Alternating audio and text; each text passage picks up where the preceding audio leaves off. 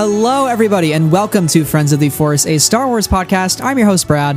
And I'm your host, Sarah. And this is a conversation on Star Wars, The High Republic, The Fallen Star by Claudia Gray. We are finally back, Sarah, and we're talking about a High Republic release, brand new, hot off the press, in the bookshelves, in our hands, with a box of tissues, because we're crying. We're crying on this episode. That's right. As are many other Star Wars fans. That's right, and it's good thing I have multiple copies of this book, because if I throw one, it'll all be okay. Yeah, that's why we ordered the out-of-print version. Which I still haven't received. I'm waiting for it. Mine shipped today. I'm excited. Mine didn't. What the heck? Well, I'm just going to get it faster than you, I guess. I can wear my beanie before you. Take that back. Enjoy your cold scalp. Take that back. How dare you? Anyways, folks, we're back. We're talking High Republic. This is the end of Phase 1. If you haven't listened to our preview episode yet with the wonderful Danny, go listen to that right now. It's on our podcast feed. It was a great, great time. And now we're here to finally discuss the first book of Wave 3, Phase 1. Whoa, what? Wow, you really put that backwards. I know. Phase 1, Wave 3. I'm switching it up a little bit, just to make the episode a little spicier. Yeah. That was very confusing for my brain. I know. Trying to work harder, not smarter here at Friends of the Force. Okay. Yeah. We will be talking Fallen Star spoilers later in the show, so you can stick around still if you want to hear more of our conversation on some recent High Republic news, because we got some big news, Sarah. Some big news. Yeah, we did. For all you High Republic fans. We are getting fed. The rats are being fed on schedule. And we're getting all the nutrients because Phase 2 is dropping this October. Sarah, what are your first thoughts? We got to wait 8 more months. 7 to 8 months until we get more High Republic stories. How are you feeling?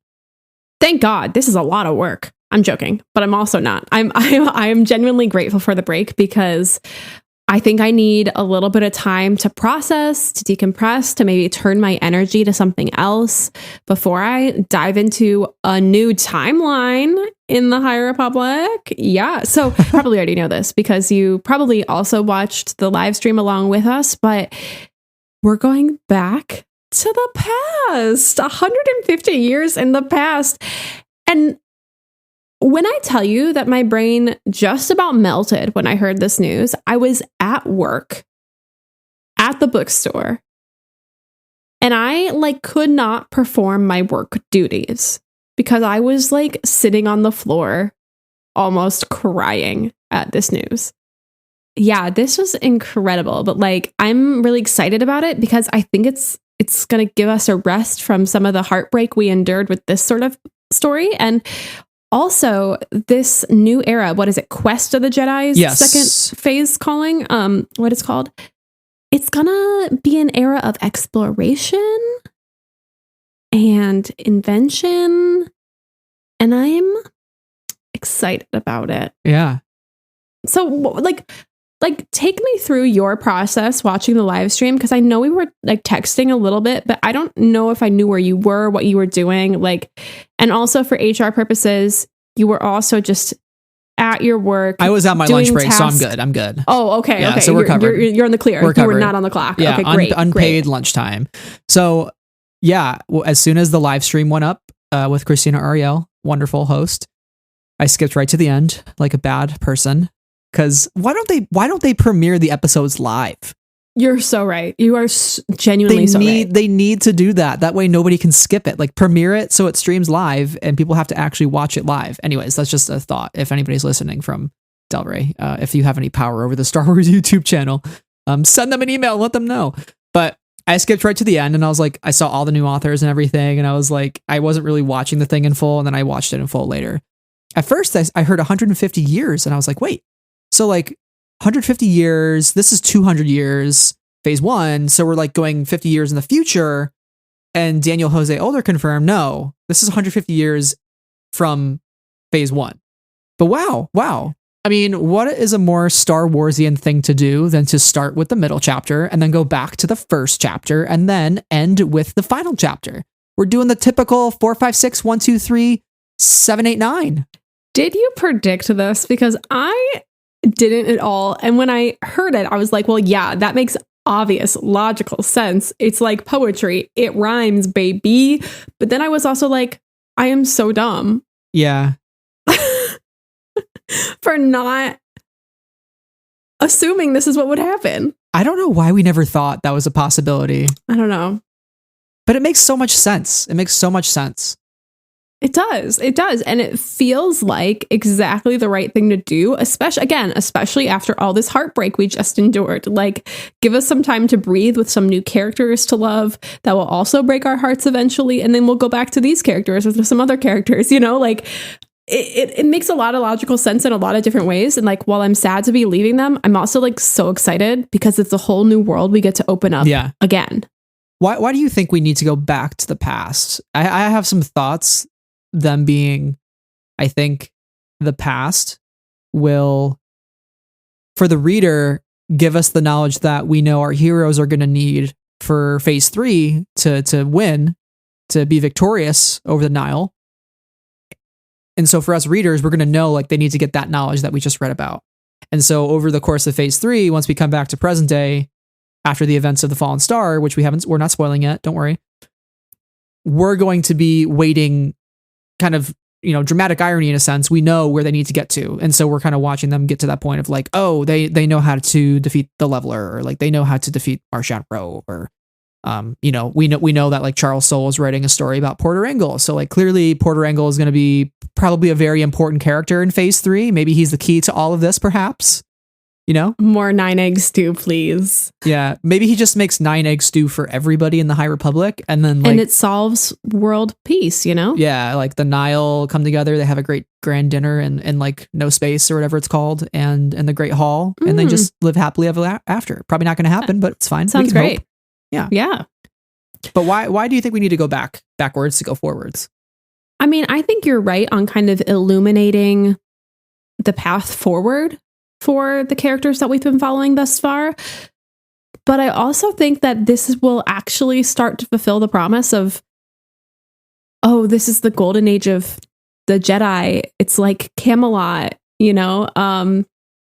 because when I opened Light of the Jedi and I immediately like saw the Great Hyperspace Disaster, and I was like, okay, we're at the top of the lift hill right now, and this entire story is going to be that first drop, and it's just going to plummet us straight into hell. Like, it's just going to go down forever.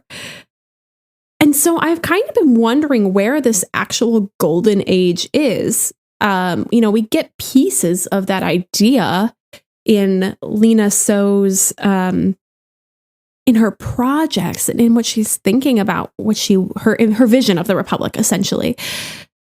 But that's all kind of flawed, and everything goes to shit really quickly for her. So it has me wondering, what this buildup to this point looks like, and how do we kind of get to this place where we can have this sort of open Republic expansion and inclusion sort of initiative going on. So I'm curious to see more of these Jedi initiatives. I'm excited to see like expansion in the galaxy in this way. And like, there's a lot we can talk about here, and I think we should talk about some of the potential storylines that we've gotten hints of. Yeah. In the High Republic thus far. No? Yes? Yeah. I mean, when you said exploration and invention, you have to think there's not really the Nile threat as we see it today. So my first thought was like, what is going to be the threat? And I think most of what we'll see are sort of the socio-political issues plaguing the High Republic as they try to go up on that incline, towards the top of the hill before the fall.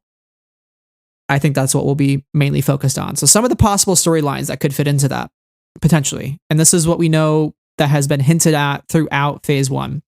So Marianne Santeca's kidnapping. So we know she's around 130 years old, according to Eye of the Storm. Which was just confirmed that she's over a century old.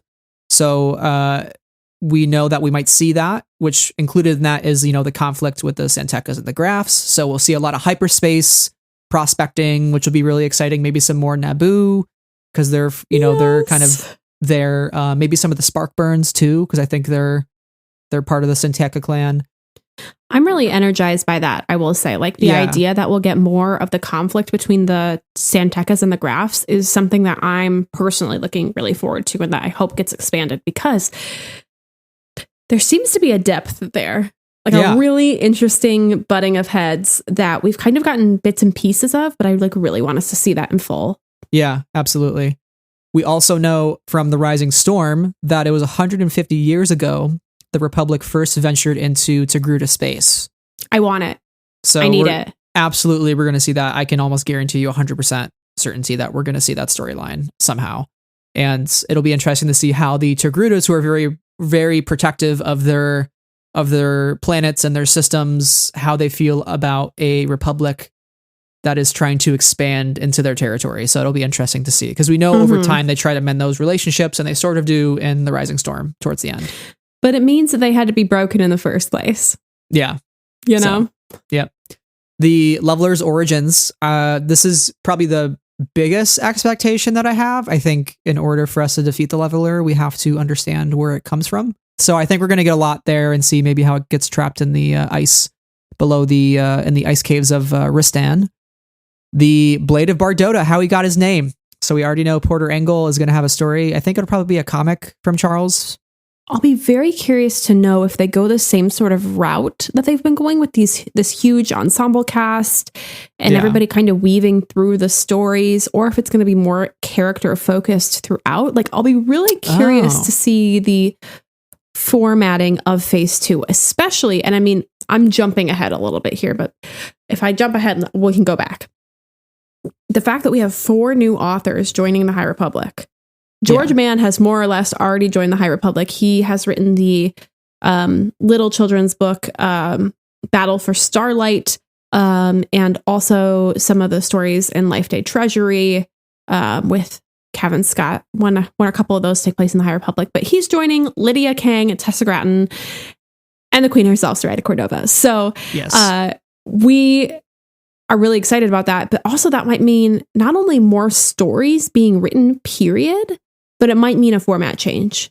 Yeah. Because the dinner table is much longer now and it needs more seats. So that might give us the opportunity to tell all of these sorts of stories. You know, you make a really good point I hadn't thought about. Like, what if we're getting more than 3 books per like wave? You know, like right now we're getting 3 per wave. You know, the adult book, the middle grade, and the YA. Like, what if we get 2 adult books and like a YA and then like 2 middle grades? So who's to say how many books we're going to get per wave, or if there will be more than 3 waves per phase? We don't know how long phase 2 is going to be. If it is kind of the same amount of time as phase 1, we could be waiting until 2023 to 2024 until we get phase 3. So it's a long time. We're going to be so old by then. Yeah. I'm going to be in the nursing home. So I know. We'll be podcasting from there. But yeah. RIP. Back to Blade of Bardota. The only hint that we have for his origins is from Rising Storm also. A lot in there. Cavan likes to plant the seeds. He's so good at it. He's so damn good at it. Makes me so upset. I know. Because we're like, pointing at Dooku Jedi Lost and we're like, Leonardo DiCaprio looking at the TV. Like, we're doing that all the time when it comes to his books, and it's incredible. It's so fun to watch happen. Yeah. But we know about a, quote, distant terror, and also a, quote, lightsaber slipping from broken fingers. So yikes. Seems like he experiences some sort of tragedy. This was when Indira was sensing his past through the Force when they were trying to defeat the Nihil at Valo. So I'll be curious to see what sort of tragedy that he endured. Otherwise, though, we can look forward to probably a story of the Drengir versus the Sith, which was included in Into the Dark, as well as some of the High Republic Adventures / High Republic comics. So I'll assume that we would see how they get trapped in those binding statues by the Sith and aboard the Amaxian station. So I would love to see sort of the origins there, as well as the Jedi versus Dalnan conflict, which is talked about in Mission 2 Disaster. Stay tuned for our review on that coming in March, just about March. So a couple more months, but it is available on ebook and audiobook right now if you want to listen to it. It's out there, but it's not, we're not going to spoil it here. That's just a brief mention to something else that happened. Yeah, I don't feel right covering it until it has a physical release, because not everybody does ebook or audiobook, but it is out there. So if you want to read it, you should, because it's awesome. But I'm assuming if we do get Jedi versus the Dahlnins and seeing like where those two civilizations sort of clashed, I'm assuming Justina is going to write that story in like a YA form, because we found out that her and Tessa Gratton are co-writing the first YA novel. So that would be pretty cool if we got like a Dahlnin focused book and like how they clash with the Jedi and like what happened, because I would love to know more about that in like the present day, relatively. So I can't speak to all co-authored books. I can't, make a true generalization. However, I also can. I can make a generalization, and I will.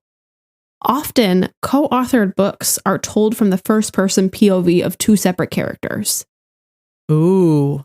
It might happen, it might not. It doesn't always happen, but I just read a couple recently where that's been the case. I'm just saying that it's possible we're getting like a character POV first person sort of adventure. Maybe, but also maybe not. Don't take my word on it. I don't have any insider information. So like maybe if it is the Jedi Dahlnin, it's like POV on each side, and the lost stars of it all, Yeah. Okay.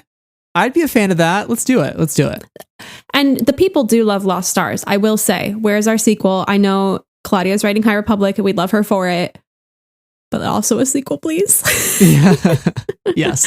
But we also know a couple of other things. Claudia's project, we have no idea what it is. She's like, so I'm doing something cool, but I can't tell you about it. And I'm like, of course you can't. Yeah, typical. Of course you can't. But we know that Cavan will be writing Marvel Comics.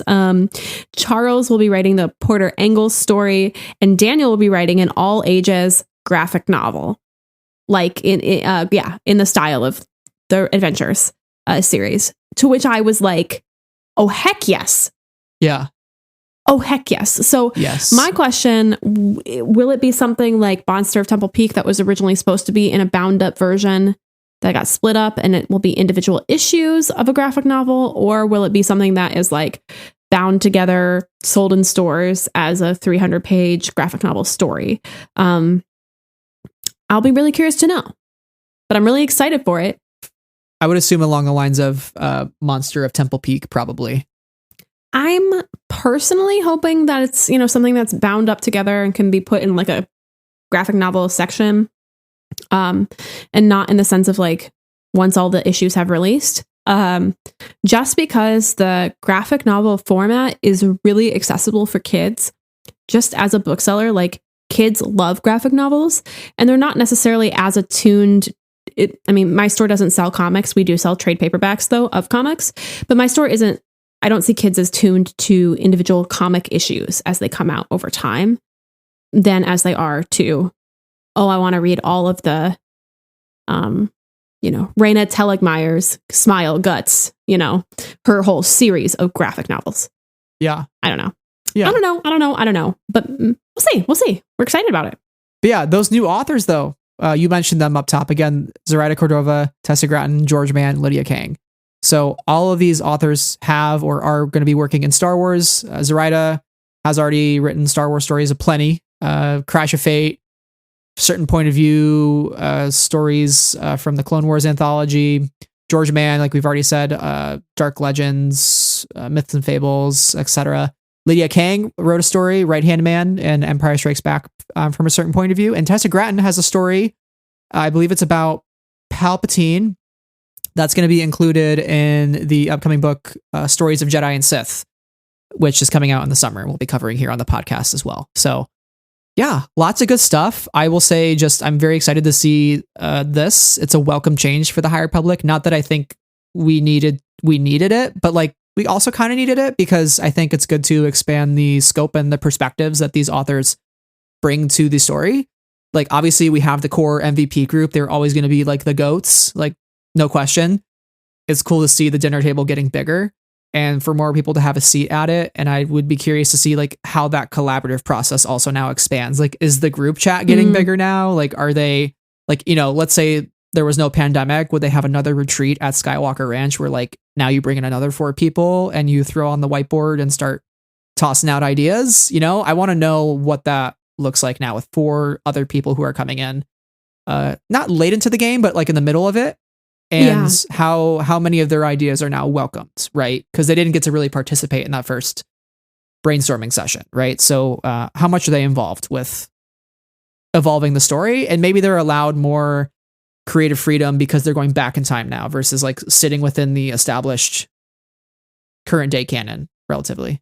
Yeah, I'd be so curious to understand what the creative process looks like in general, because it kind of seems like everybody's kind of writing their novels independently, but they check in with each other and they ask about characters and that sort of thing.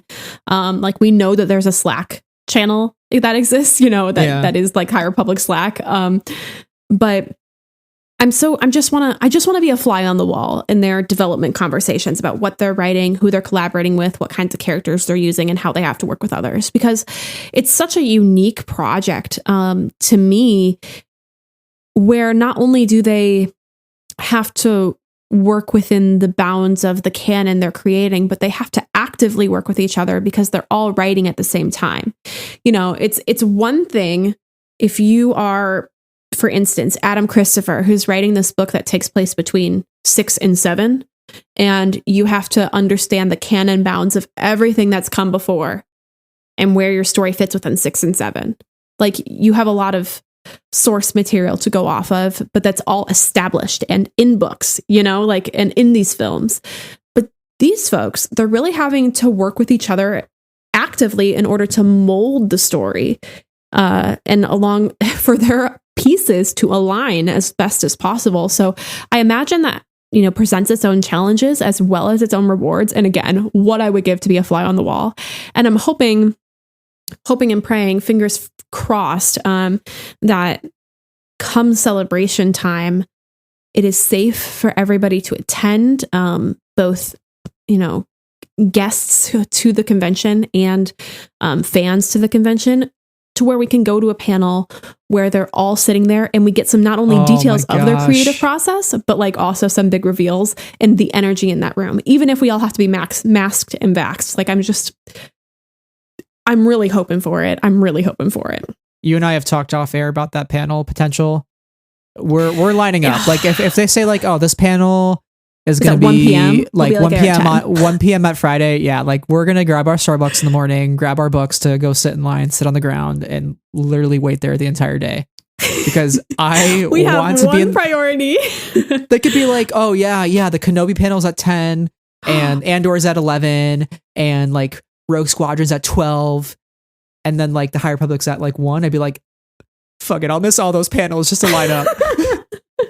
It reminds me of like the Sky Talkers when their podcast panel was the first panel right after the Tross thing, but then Tross went long, and so it was like them and like 8 other people who were watching the Tross panel on their phones in that room. Yeah. And I remember I was in the next room over and I like ran around like once it was done. But yeah, the energy. Yeah. So if any of you High Republic book folks want to sit in line with us and we can just watch the other panels on our phones, like, that's an open invitation. Yeah. Maybe we'll do a live recording in line and we'll just chat with all the peeps who come by.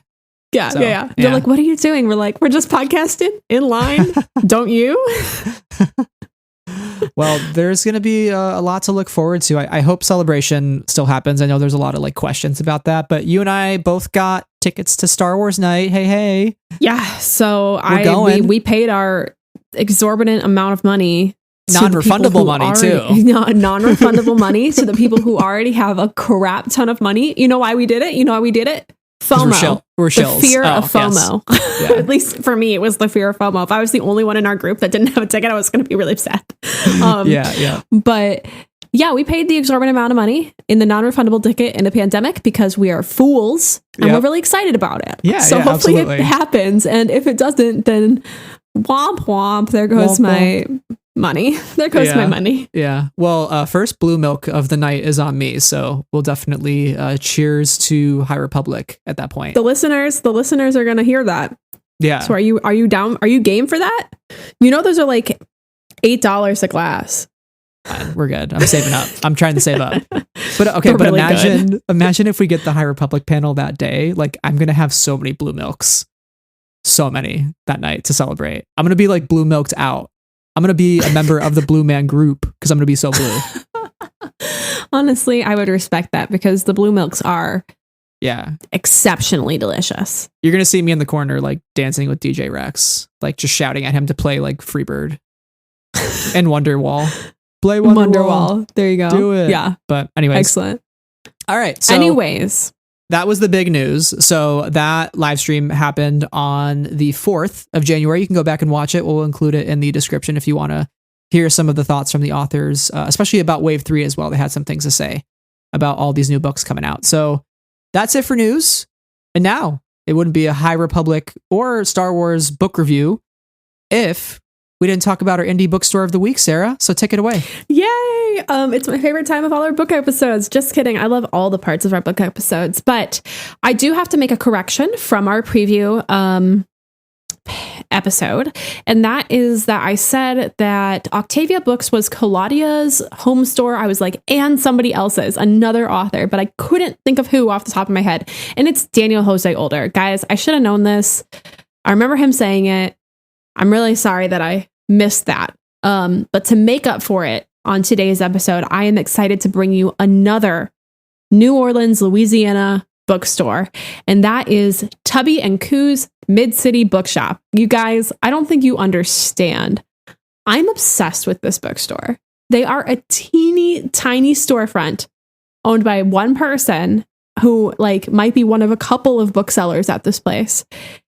And they're amazing. They're amazing. So they are available at tubbyandcoos.com. Yes, that is TUBBYANDCOOS.com. And this is also another local bookstore to both Claudia and Daniel. So you have to love it. You have to love it. Okay. Tubby and Coos is a local, queer-owned, progressive, nerdy, independent bookshop in Mid-City New Orleans focused on science fiction and fantasy, queer, and diverse books. And the shop is named after the grandparents of the owner, Tubby and Coo, who grew up in the neighborhood where it lives. So, love it. I know. I was so happy to hear this. The store is owned by Candace Huber, who uses they, them pronouns, and they are the 6th generation person in New Orleans. And I could read their entire bio, but you should just go ahead and do it yourself because they're incredible. Also, they have an incredible and deeply informative social media presence. I highly recommend following them on either Twitter or Instagram because not only do they make great reels, they have also had incredible threads about the supply chain and everything that's going on with the pandemic and how that affects publishing. And so they're really informative, a great resource, and just a very cool little store. I hope to go to New Orleans and visit them because, oh my gosh, it is my dream to be like Candace. Okay, I have to say one more thing about Candace, and that, like myself, they have an obsession with Rebecca Roanhorse. So, fellow Black Sun stands, you have a friend at Tubby and Coos. Okay, about their books. They offer mystery boxes, which is something I found out as I went along their website. And Claudia Gray has a mystery box that she curated about books about fame. And Daniel Jose Older has a box that you can get that includes middle grade and YA fantasies. So if either of those are interesting to you, they're there. And I might take them up on it because I am really interested in what Daniel Jose Older's fantasies for middle and YA, middle grade and YA, what his favorites are. So yeah, you can buy books online from them. You can buy books in store, and they are very, very cool. I highly recommend checking them out. And that's my independent bookstore of the day. I'm so excited that I got to talk about Tubby and Coos. Thank you. Woohoo! Yes, please shop locally if you can for your books because corporations do not need your money. Local bookshop owners do because they're putting food on the table for their families and trying to make a living because they love books like us. So support the people that do that because it's a tough job, especially right now with all the publishing supply chain stuff going on. I'm not an expert in that. I know it's really tough. So it's complicated. It's very weird. Yeah. So try to throw them your support if you can. And we've seen this actually with this wave in the High Republic, the fact that both, mostly Mission to Disaster has been pushed back, but I think Midnight Horizon was also pushed back by a week or two. So it affects everybody, unfortunately. And hopefully things will get back to normal soon. But until then, the more you can pre-order with indies and the more you can shop, with indies as your money permits, it helps the authors, it helps the publishers, it helps the bookstores all understand demand and put food on the table. So it's good all around if you have the ability to support your local indie. Yes, absolutely. Well, with that being said, Sarah, it is time to turn our eyes to the sky and, what is that? It's a Starlight Beacon. Oh, wait, it's on fire. Oh no, the whole thing's on fire. This is fine. This is fine. Can't wait. Yeah. Yeah. This isn't pain. See what happens. This is fun. Yeah. This is fun. It's fun. Had a great time. We are on the train. We bought our tickets. Now we can't get off. We are not allowed off this train. Yeah. No. The pain train. It's like the pain train, chugga chugga choo choo, all the way to Sattown, USA. Sattown. Yeah, which is via Amtrak, 36 hours of distance. Okay. Anyway, the Starlight Beacon, it's burning. Oh no! Somebody call the firemen. Because yikes! We need some hoses right now, ASAP. Yeah, some water. We need some water in space. Okay, but before we get into spoilers, there is probably little that can be said about this book without spoiling it, in our opinion. Usually we try or strive to do a non-spoiler review section. I think here we're just going to kind of transition into our spoiler section with like a very brief, short, non-spoiler review of the book. And then we're going to give you the warning, and then we're going to talk all about what happened in the book, our feelings, and we'll dive into some of the character moments that really mean a lot to us. So, as well as our odds and ends, which are kind of the fun, quirky things that we find in the book that we just absolutely love. So there's a lot to come. But let's start with our overall thoughts, non-spoiler, really quick. Sarah, give me like a sentence or two about how you felt about this book. My non-spoiler thoughts are, while Claudia Gray is still the queen and is still the GOAT, this was regrettably not my favorite of the High Republic novels. And I had some pretty intense emotions while reading this book that have kind of caused a lot of confusion in how I feel about it. So, I mean, I would recommend it to people who have enjoyed the past stories from the High Republic. I don't think everybody feels the same way I do, but it's definitely different than the other titles. Yeah, I agree with you. It's a bit of a mixed bag compared to all the previous titles, which seem to have been like unanimously praised. So this one, I think there's a lot of different conversations happening, all valuable, all totally valid as well. I am somebody who struggled a little bit with the scope of this book. I think it's a little bit too narrow in scope compared to like Light of the Jedi and Rising Storm. However, I still think there's like really, really good character growth that makes it worth the read for me. Specifically some character growth with characters that we've had a lot of time with before and are continuing to see be a prominent player within the High Republic. So I don't want to give away who, because I don't want to like hint at their fates, but I think there are some glimpses of hope in this book. It's not a completely hopeless book. It's a tragic book, but it's not without hope. So you just kind of have to find the hope within it and not let the emotions of it all overwhelm you, or else you'll kind of feel that kind of slow creeping dread of the book kind of overwhelming you. You need to really kind of take a step back every chapter. I really kind of picked this book up and put it down a lot, and got through it at my own pace. And I think I would advise the same of everybody else, but definitely worth the read. So that was definitely not a sentence or two. I cheated. No. Yeah. I lied. The other thing I will say, non-spoiler, is if you have not read the book thus far and we're looking for our thoughts and things, this book reads more like a disaster movie, like a really intensely focused disaster movie where they're like in space or in a tight-knit, enclosed space, and they're trying to get out, and you know it's not going to go well for them because of whatever circumstances. So that's what it feels like. And if you go in knowing that, you might have a better experience than I did. But yeah, where the other books have felt like big scope action adventure political thriller kind of vibes, this one is much more like if you're playing the game Dead Space, or if you're playing the or watching like Gravity, something of that sort. Yeah, it's claustrophobic in a way. Yeah. So those are our spoiler-free thoughts. Again, I would definitely recommend, I think we both definitely recommend picking up the book for yourself and like forming your own opinion, because I don't think you should let any one person sway that online, because again, everybody is reacting like very differently. You know, some people say this is the best book Claudia has written. Some people say it's not.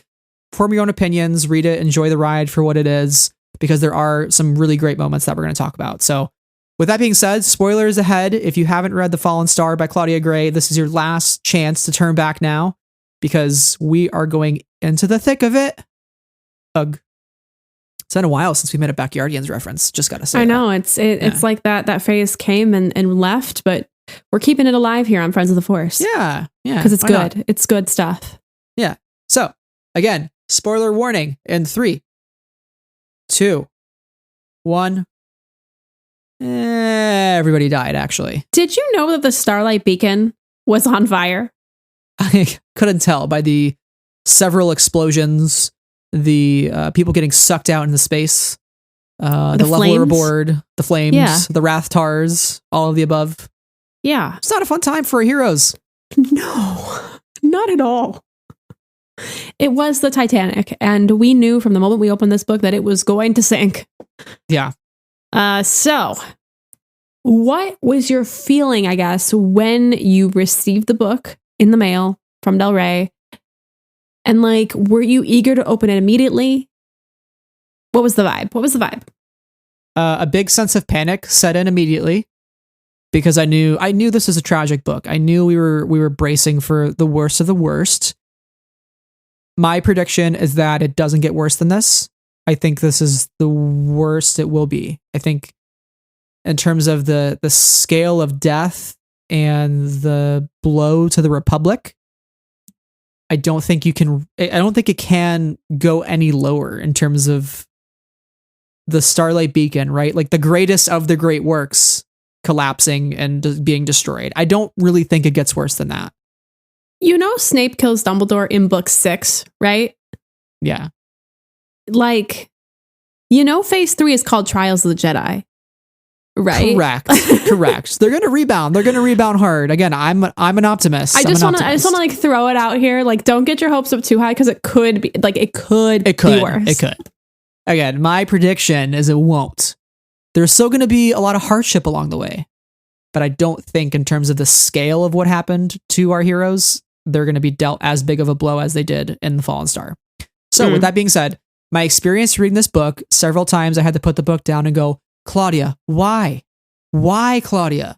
Why did you do this? And that was fun. But otherwise, I kind of hinted at it. There were some really great moments. I was brought to tears by the end of the book, you know, with the relationship with Stellan and Elzar and Avar, the trio, and how integral they become to the story. And also Stellan's sacrifice at the end, I feel like has a lot of meaning for his character. I predicted it in our preview episode. I was originally on the Avar is going to be the Fallen Star train. And then at the preview episode, I was like, wait, you know what? Actually, I think it's going to be Stellan. I think it's going to be, because he's the poster boy. He's sort of one and the same with Lena So. They are sort of one image in the public eye. Their fates are intertwined. You know, him holding her body on Valo after she was attacked. So I figured he would be the one, and I was correct. And maybe that lightened the blow of it a little bit, but I still was crying at the end of the book. There is a lot of death in this book. Some I may or may not agree with, but also it's like not up to me to say like who dies and who doesn't, because everybody is on the table. Everybody can die. And I think I've had to accept that. And, you know, even though I might have liked a certain character and maybe wish that we could have more time with them, this is the Star Wars and things happen. Mm-hmm. So this is expected. I mean, it's kind of like when you watch a movie and you're like, how did everybody make it out of that? That doesn't seem real, right? So there is a sense of realism to this where it's like, yeah, some of our big heroes would die. And I was talking to you earlier, like no matter who died in this book, we would be saying the same thing, right? Oh, we didn't get enough time with them. Oh, they shouldn't have died. You know, it's like, well, okay, if they shouldn't have died, who else should have died? And then you start to run through the list in your head and you're just like, this once everybody lives, the doctor, that's it. Yeah. And you start to run through your head and you're like, well, there's nobody else I would rather die. So when I think of it in that way, I'm like, you know what? It is what it is. And we'll have to see how our heroes recover from this. But yeah, that was my experience reading it. How about you? How did you feel when you got the book and picking it up? I know you struggled initially because you knew it was filled with tragedy. Yeah. So if you listened to the preview episode, you know that I was really scared I think that was like the overarching feeling I felt the entire time we talked about the in the preview episode. So grateful to Del Rey for graciously sending us a copy of the book pre-release. It's a privilege, and very grateful, very grateful. But I will say, once I got it, I was avoiding the heck out of it because I was scared. I was so scared of what was going to happen in its pages. And I had it on my nightstand for a couple days. I refused to open it. I was like, you know what? I've got this other, I was going to finish the first Outlander book before I started it, which was the right thing to do because I needed to finish that book. But like, I was in full avoidance mode for a little while. And then once I picked it up, I found it to be like an easy, accessible read. It flows nicely. The pace is kind of breakneck for the entire thing. It just keeps going. But every time I put it down, I had trouble picking it back up because I was, again, genuinely fearful. I knew what was going to be a tragedy. I knew what I signed up for in that regard. But I had a really visceral, emotional reaction to this book that I was not expecting, and that led me almost to not finish the book. And it had to do kind of right around the time, for those of you who have read it, like with the fake out and knowing exactly what was going to happen, and that Stellan was going to go down with the ship. And I just was like really upset to the point where I said, F this, I don't want to finish it. I'm done. I'm like, what for? Why are we doing this? What for? And I was surprised that I had such a strong emotional reaction to it, which I guess is the point. Like, it's a tragedy. It's supposed to be emotional. Everybody, as you said, Brad, like, is on the table.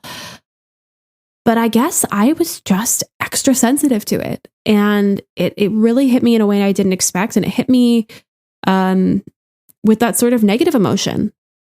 And I've had a hard time pushing through that, to be really honest with you. And it's been weird to not unequivocally love, a book Claudia has written. So that's surprising for me. And just that the way that I felt was surprising for me. And I don't know, I was just really puzzled by my own reaction to it. But it's not that you think it's a bad book, right? It's just that it can really do a lot to you emotionally, is kind of the thing you're getting at. It can kind of really dig deep personally. It's very weird because I'm like, okay, I'm going to give it a positive to quite positive, like, star rating on Goodreads once I figure out what I want to star rate it. And then, like, I know that because, like, this book was emotional for me. I laughed, I cried, I had a sigh of relief. I really did feel like when Claudia hit the emotions, they really, really worked, as they do with all of her books. But there was just like that one moment where I just had that very strong reaction. And that's really just put a whole cloud over me. I'm like Peppa in Encanto. I got a little rain cloud, and it's of all my feelings. And it's just been so weird. Well, it's a bit of a testament to how special this initiative is. I can't think of the last time, or maybe even any time, that I've cried over a Star Wars book. You don't cry over nearly all your Star Wars books? Because unfortunately. You remember me at the end of Victorious Price. You're right. Actually, I fell to the floor. You cried at the end of Victorious Price. Don't deny it. I know. Okay. In all honesty, though, I think it speaks to how much these characters mean to us that we do have such visceral reactions to their endings. And it is not easy. It's not an easy pill to swallow. Such is life, right? It's kind of like Yoda when he says, like, mourn them, do not, miss them, do not, transform into the force they do. And like, it's a tough thing to deal with death, whether it is in fiction or in real life. And it can bring out all sort of like very different raw emotions within us. And I will say this time and time again, like, fictional character deaths, you don't know what people go through in their life. It can have a really big impact on them. Like, when Ben Solo died in The Rise of Skywalker, it sent me into like a little bit of a spiral. And that's because I really love that character and he meant a lot to me. So people just have such intense reactions with things sometimes. And that's totally okay. Like, your reaction to the book, I think, is totally valid. And I think like a lot of other people felt the same way, like losing some of their favorite characters. So like, all things are on the table here. It's totally fine to feel however you do, because These stories have meant a lot to us in the last year, and it's very special that we get to be a part of it. But this is kind of at the bottom of the roller coaster. Like we said, we started at the top, and now we're at the trough. Yeah, I mean, I think for me, just to kind of explain the background of the feeling to listeners a little bit more, it's been a tough couple of years, and I don't think any single one of us would deny that. And I think I just become very, on the one hand, it's like I'm very numb to all of the tragedy. On the other hand, I am so sensitive to it all. And so for the level of tragedy to occur in this book, like it did, I just think it hit me really, really close. And I mean, I've so turned away from that in my literature and even in the things that I watch, movies and TV, because I've just been striving for happy endings. If I can't have a happy ending myself, then I want my characters to have happy endings. And that's why I've turned to romances, because it's going to turn out for well for those two characters, So this just what struck me, I think, really deeply, like a lightning bolt straight to my heart in a way that I just did not expect. But if anyone felt similarly about this book, just know that you're not alone. And I'm right there with you. And if you also did not have that, visceral emotional reaction, then that's awesome as well. And I'm glad that you didn't, because it sucks. It's a sucky feeling to feelings so strongly sometimes. But yeah, I think just, I knew it was going to be a tragedy, but I just didn't expect this. So anyway, we'll get off of that thought process now. Nobody needs to hear about my feelings, blah, blah, blah. This is what my therapist is for. Yeah. And what I will say too is if you want an emotional therapy group, please join our Discord. Send us a DM on Twitter if you would like to join our Discord. Honestly, though, we have a High Republic channel. I think a lot of people have been talking about the Fallen Star in there. You're able to block out spoilers and stuff. So a lot of people have been just kind of saying everything that's on their mind, and it's great. So let us know if you'd like to join. But I'd like to start to close out this conversation by talking about how this book stands up against the rest. And for me, I would say this probably ranks at possibly the bottom of all the High Republic books. And that's still not a dig to it. I still think it is a really good book in certain parts. For me, I think the biggest thing was just the scope, right? Light of the Jedi kind of had this big intergalactic disaster that spanned many different planets, many different political things happening. You're on Naboo, you're on Coruscant, you're all over the place. Rising Storm, you're on Valo, you're in the Jedi Council. You're kind of getting all these different angles, whether it is political, and even after the attack on Valo happens, there's still a whole subset of the story after that, right? Mm-hmm. And then in this book, I've seen a lot of people say this. It's kind of you're in a hallway, you're in a hangar, you're in a meeting room. And I felt that sense of claustrophobia. I wanted more of an expansive story, especially to kick out phase one. I thought we would get much bigger. I want to see what the Jedi Council's up to. I want to see what Lina Soh and the politicians are up to. Right? Is Lina Soh leading a Senate meeting with all the different politicians saying we got to do something, right? So I was kind of missing the politics of the High Republic, which I've loved. And, once I almost called it the Great Disaster. It is a great disaster, right? We started with one and we end with one. Mm-hmm. Once the Starlight Beacon crashes, the book ends. Yeah. And that wasn't what I was expecting. I was expecting we're going to get something like the Rising Storm, where there's kind of more to it and more afterwards to kind of let that sink in for us, but also get more of the story. So it's a bit abrupt in a way. And so I just wanted more from the story. I wanted more from all different angles. I wanted more from Avar. This kind of felt like a book where I'm oh, I got to get Avar's perspective by reading the comic. But I think that should still be a part of the book because she's such an integral character. I don't think you should have to read the comics to understand what's happening in the top half of the station, right? So those are probably my biggest complaints. But overall, I think a lot of growth happens with all of the characters in this book. I think there are so many acts of heroism in this, especially from Bell and Buryaga, and especially Stellan. Stellan is definitely he saved millions of lives. Incredible, right? So he has such a beautiful ending, even though it isn't ending. It's kind of like Luke, right? Peace and purpose in a way. So, so again, good and bad with the book, but overall, I'm glad I was a part of the journey, even though it was a tough one to get through. So, where do you place this book? For me, I also agree with you that it does feel a little narrow in the scope. I was hoping for more from, Marcian Rowe. He kind of just sits on the sidelines on this book, which makes sense because we're watching his plan unfold. But I wish we had gotten a little bit more beforehand or afterwards. We get the epilogue and that's great. So I was wishing for a little bit more beforehand to set that all up. And yeah, it does feel like we're kind of very stuck in the lower half of the Starlight Beacon, which again really works for the claustrophobia, but is a departure from the galactic scale that we've expected in the first two novels. I also feel like this book was a kind of jumpy. It hopped from character to character, often even within chapters. And I often wanted to spend another 500 words in each of these perspectives. So that's kind of my thing. So for me, it also kind of ranks lower on the list, which again, deeply surprising for me, because I think we both thought like this was a slam dunk. There's no way, we know it's going down. Not that this is an easy task, but like this is like we know where we're going. This is doable.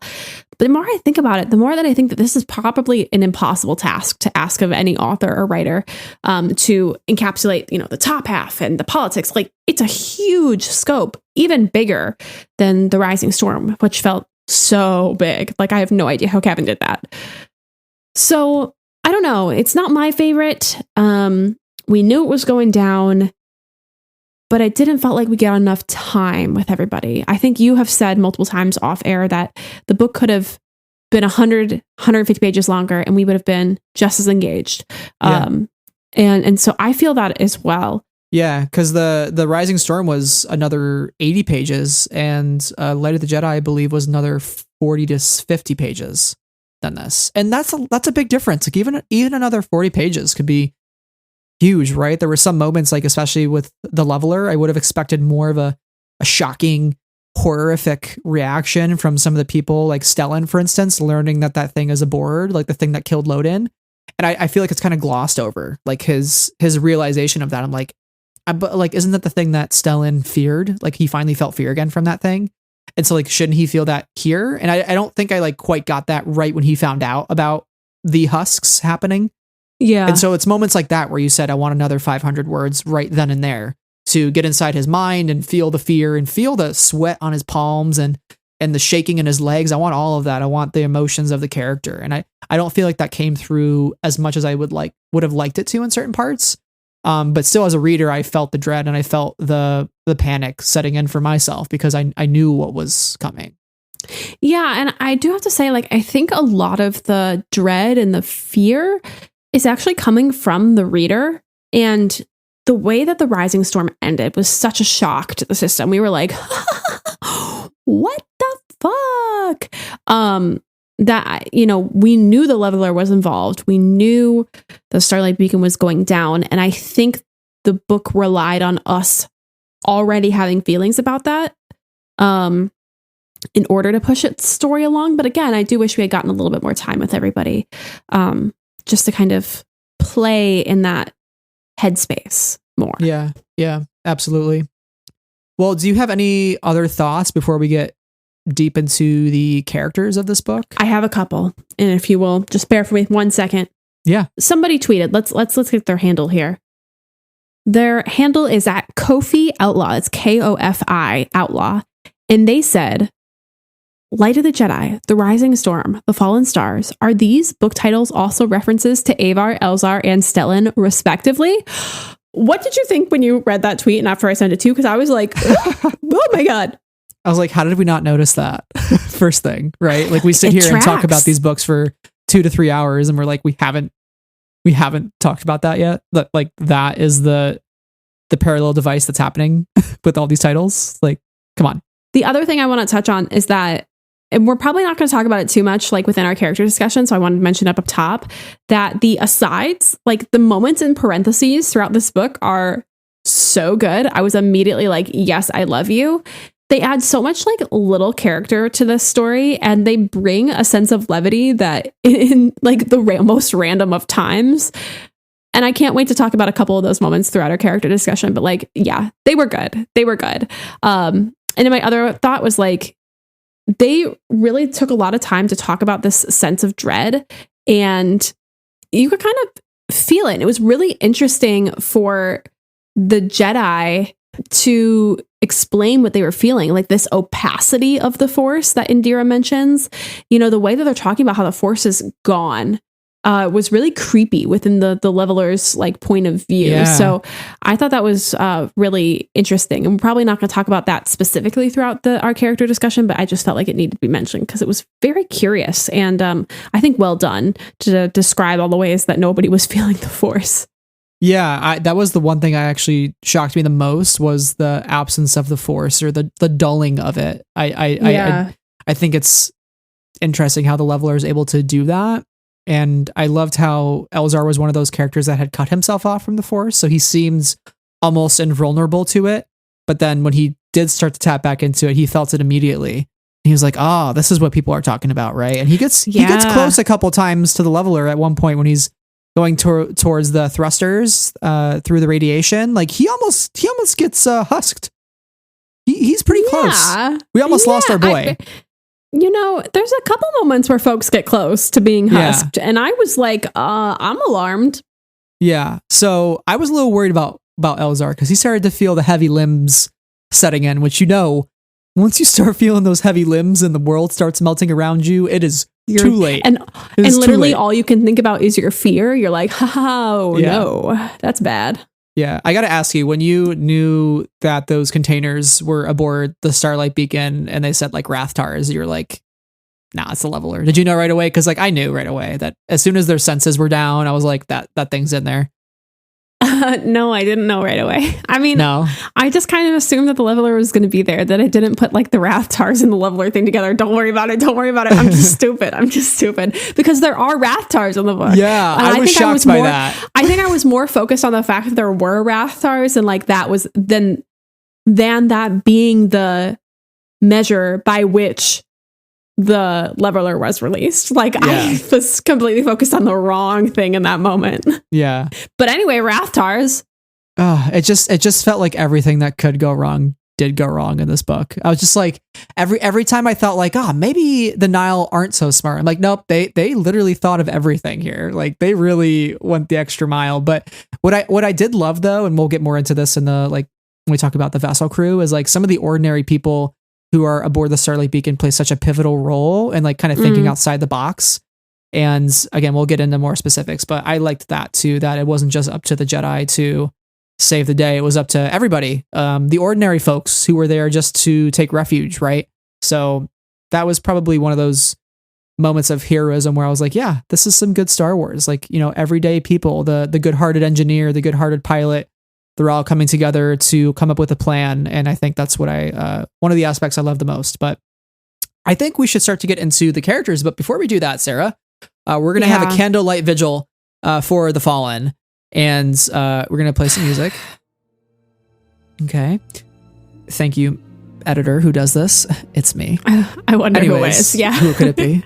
But we're going to read it like we're at a high school graduation. We're going to list off all the names, and I'm going to ask that you, Sarah, read also the things that we put in parentheses, which are in our Google Doc, because we write fun notes in here, and I just thought we should include them because, life's short. Why not? So, all right. First up. Rigald Cole. Orla Tereni. Estala Maru. Nib Asik. Rip Rathtar. Or 2 or 3. Or 2 or 3.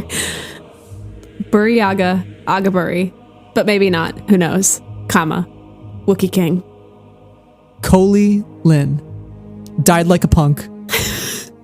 The Nile Spies. LOL, fuck y'all. Die fuckos. I can't believe you wrote that. I didn't write that. Chansey Yarrow. Stellan Geos. My happiness. Seriously, I need my therapist. R.I.P. Starlight Beacon. / all hope in the galaxy. Although I did say up front, there's still hope. There's always hope in Star Wars. Yeah, but you're the one who wrote that. I know, I did write that. I take it back. Anyway, pour one out, hit your F key, light a candle, get the flashlight on your phone.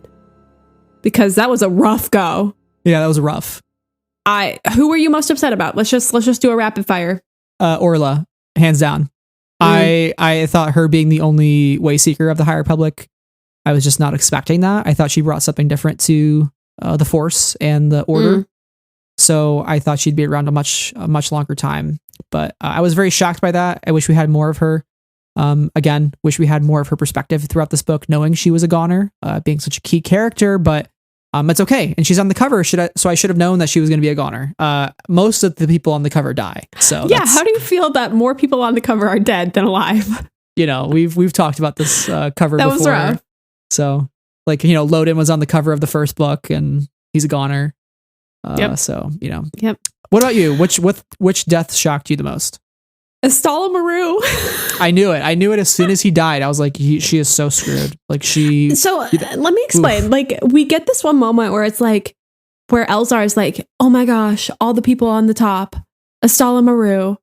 And I was like, that's just his perception of what happened up top. And then you switch to Avar's point of view for like 2 seconds, and she's like, oh no, everybody, Estella Maru. And I was like, no, because if you're a patron, if you listen to our Patreon comics episodes, I was just like, I don't know who he is. I don't know too much about him, but I love Estella Maru. Like, would die for him. Incredible character. Yeah. I just took a liking to him very quickly, and I was really upset about it. And as much as I'm upset about Stellan Gios and Shanti Yarrow and Buryaga, obviously, and Orla, oh my god, Estella Maru hit me really hard. I was shocked. I was upset. Yeah. No, it's a tough one. It's a tough pill to swallow. So lots of death in this book, but RIP to all you goats out there. You made a huge contribution. And I do love to, by the way, towards the end of the book, when they're lifting the thing up for the people on Arium, and Elzar's thinking about all the people that died, and he's like, you're all with me currently, like you're helping me, right? So I think that was kind of a beautiful send off towards the end, where he recognizes that they're not gone, they've just transformed in a way. So except those Rathtars, they're gone, they're floating through space somewhere, ice frozen. So the Rathtars honestly didn't deserve that, and it's not their fault that they crave human flesh. Maybe the Rathtars are just misunderstood. Exactly. Yeah. Thank you. Let's start with the man of the hour, Stellan Gios. Stellan Gios, you did it. You died. Sarah is giving a salute, as am I right now. Salute, sir. I miss Stellan Gios already. Yeah. It seems logical that one of the three died at the end of phase 1, right? It seems like it's going to be a huge catalyst of a behavioral change and purpose for the other two characters, right? You kind of need that push a little bit. You need Elzar to be like, I got to reevaluate my life actually now because I lost my brother. And then Avar, we know that she had more of an intimacy with Elzar, but still, like, they are still so all intimate together as friends. So this is going to be huge for her because they really butted heads in the comics over petty things, Stellan realizes. Yeah. And it's kind of tragic the way that the Nile tore them apart as friends. And actually on page 301, this is when Stellan decides to go fix the positional thrusters with Elzar. He thinks about the fact that Elzar would only listen to Avar, and he says the third star in their constellation, the light in the night sky that Stellan had turned from, all because of disagreement about tactics, one that now seems short-sighted, even petty. How could they have let the Nile, destroyers of so much, damage their friendship too? That, Stellan now saw, was the greatest error either of them have ever made. He recognizes the mistake in turning Avar away, and I think Avar is going to have to deal with that now into the future with the death of Stellan. But yeah, it's a tragic death. But did you feel it was coming? Did you feel like this makes sense for these characters? Yeah, I texted you, I want to say like 110 pages into this book, and I was like, yeah, so there's a thing that I think is going to happen, but I'm not going to tell you what it is because I don't want you to react one way or the other. And I'd also be embarrassed if it doesn't happen, if I say it out loud, but I really, really think it's going to happen and I don't want it to. Yeah. And it was Stellan going down with the ship. The moment I recognized that he was the like acting marshal of Starlight Beacon, I was like, oh yes, Captain goes down with his ship. R.I.P. My guy, So I guessed it. It was still really upsetting. I think it was earned in a way, and I think Claudia did a really good job of writing motivation into his actions that really did make it understandable and empathetic. But boy, did it hurt. Because the moment he shows up with Elzar and he says, like, go ahead, I'll be right behind you. You're like, that never happens. Yeah. They're never right behind you. Oh, man.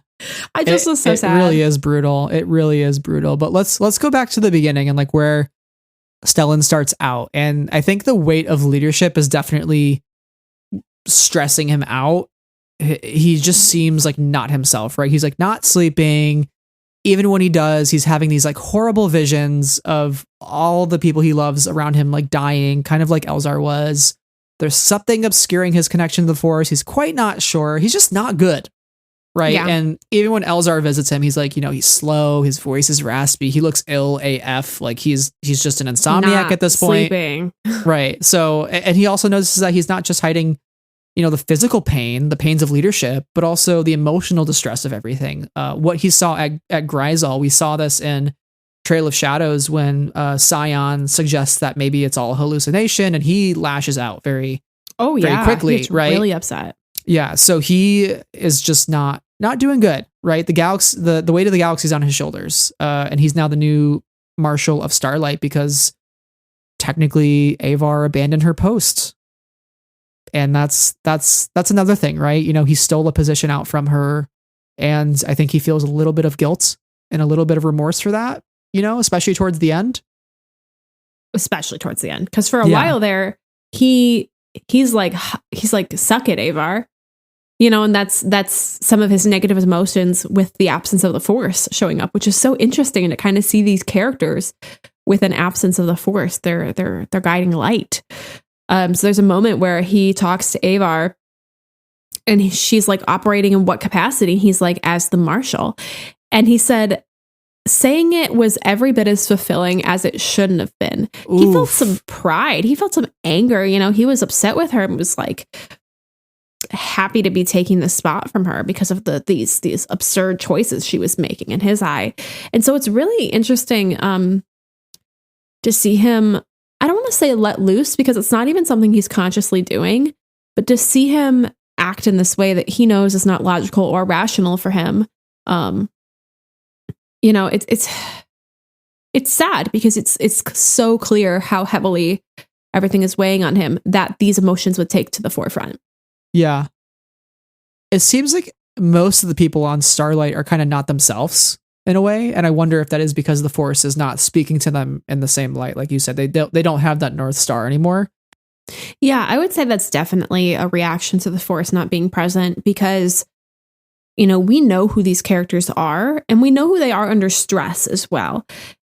But the absence of the Force, the absence of their guiding principle, I think has really caused them to break down in ways that they wouldn't have otherwise, or that would have been prolonged otherwise. It's like a pandemic. It really kind of pushed us to feel all the emotions that we kind of felt on a semi-often sort of basis, like be the only things that we felt, But I also think it's a product of them being in a really dire straits and like really needing to attempt to survive as this thing is going down. We've talked about how this book felt a little bit claustrophobic. If it felt claustrophobic for us, I wonder how it felt claustrophobic for the characters because they're the ones that are stuck in space. Yeah. Can't be good for them to know that things are happening that they can't explain and they're stuck in space. And speaking of pride too, when things start to really fall apart, Stellan asks himself if he's being punished for his pride. And it says here on page 132, quote, "But was it his pride that created this falseness? Or had the Republic and the Jedi fashioned it, then draped the mantle over his shoulders?" And this kind of follows some conversations with Orla that we'll get into here just after this. But it's a really, I think this might be one of the best quotes in the book because Stellan is recognizing that like maybe the Jedi Order and the Republic set him up for failure and like kind of used him in a way, right? They used him as this poster boy, somebody who he realizes towards the end of his time that never really made decisions on his own free will, kind of following what he thought the Force or the Order wanted and kind of seeing those two things interchangeably. Whereas, Orla thinks of those things as very separate, right? And so I think he was set up for failure. I don't think it was his pride. I think it was just this thing that was fashioned by the needs of this High Republic and what was needed from a leader to keep it intact. And he just happened to be the unlucky one who picked up Chancellor Lina So's body at the Republic Fair and was in all the ads and was the poster boy and is now the Starlight Beacon Marshal. Like, he just really had it all going against him. It's a big question for him. What do you think? Yeah, I mean, it must be difficult to be so handsome and so easy to deify. We talk about making people be more than human or less than human in our minds. And I think everybody made Stellan out to be more than human, a superhuman, somebody who doesn't feel emotions, somebody who doesn't struggle, somebody who is handsome and is a poster boy for the Republic and follows all the rules and, is responsible 100% of the time. And in that way, yeah, he was set up to fail because, we've been talking about Elzar, right? So deeply throughout this trilogy, like Elzar's affection for Avar and Elzar's embracing his own darkness in that one point in Rising Storm. But we've completely neglected the emotional well-being of Stellan because it's all just a little bit more deep set.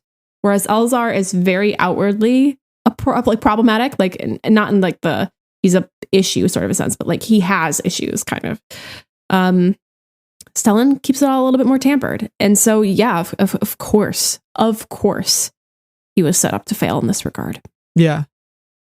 This leads into a conversation that he has with Orla about what sort of path that he's charted for himself, which, by the way, him and Orla have a history, I think.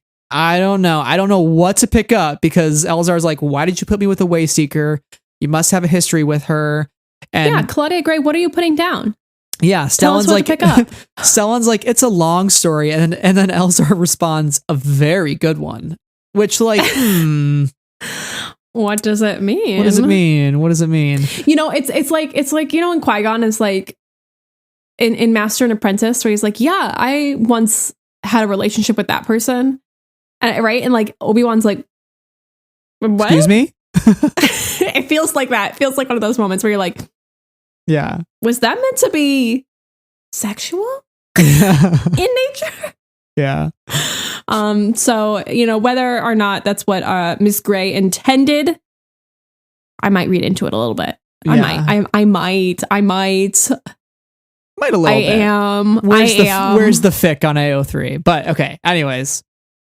So Stellan, he feels that the Jedi are meant to find meaning in the Order, find meaning in one another, and it's difficult to stay the course sometimes, which means they got to work harder and make sure their selfish desires don't form into attachments. And this is something that I think he taught into Vernestra a little bit.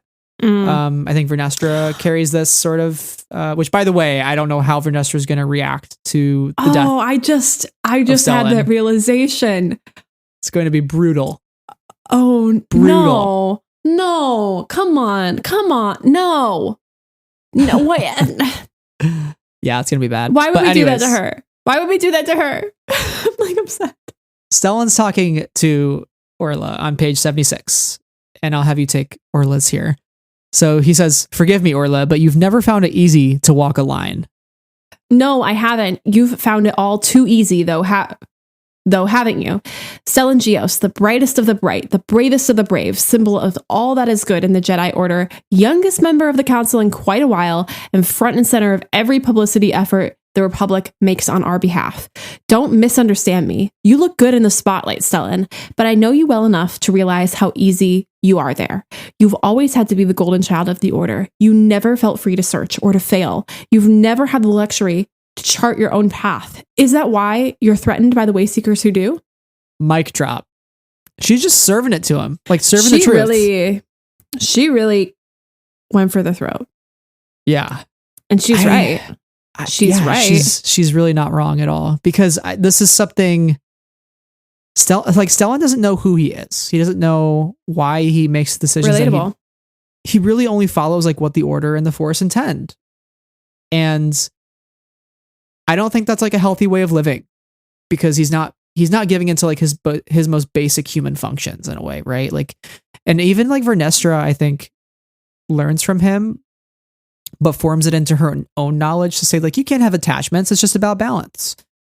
And I think Stellan's one of those people that like doesn't allow himself any sort of attachments to anything. And he even talks about this too in The Rising Storm, like when he's doing those training sessions with the one reporter who's watching, and he's talking to her in that conversation, and he says some of the same things, like no attachments whatsoever, like can't have it.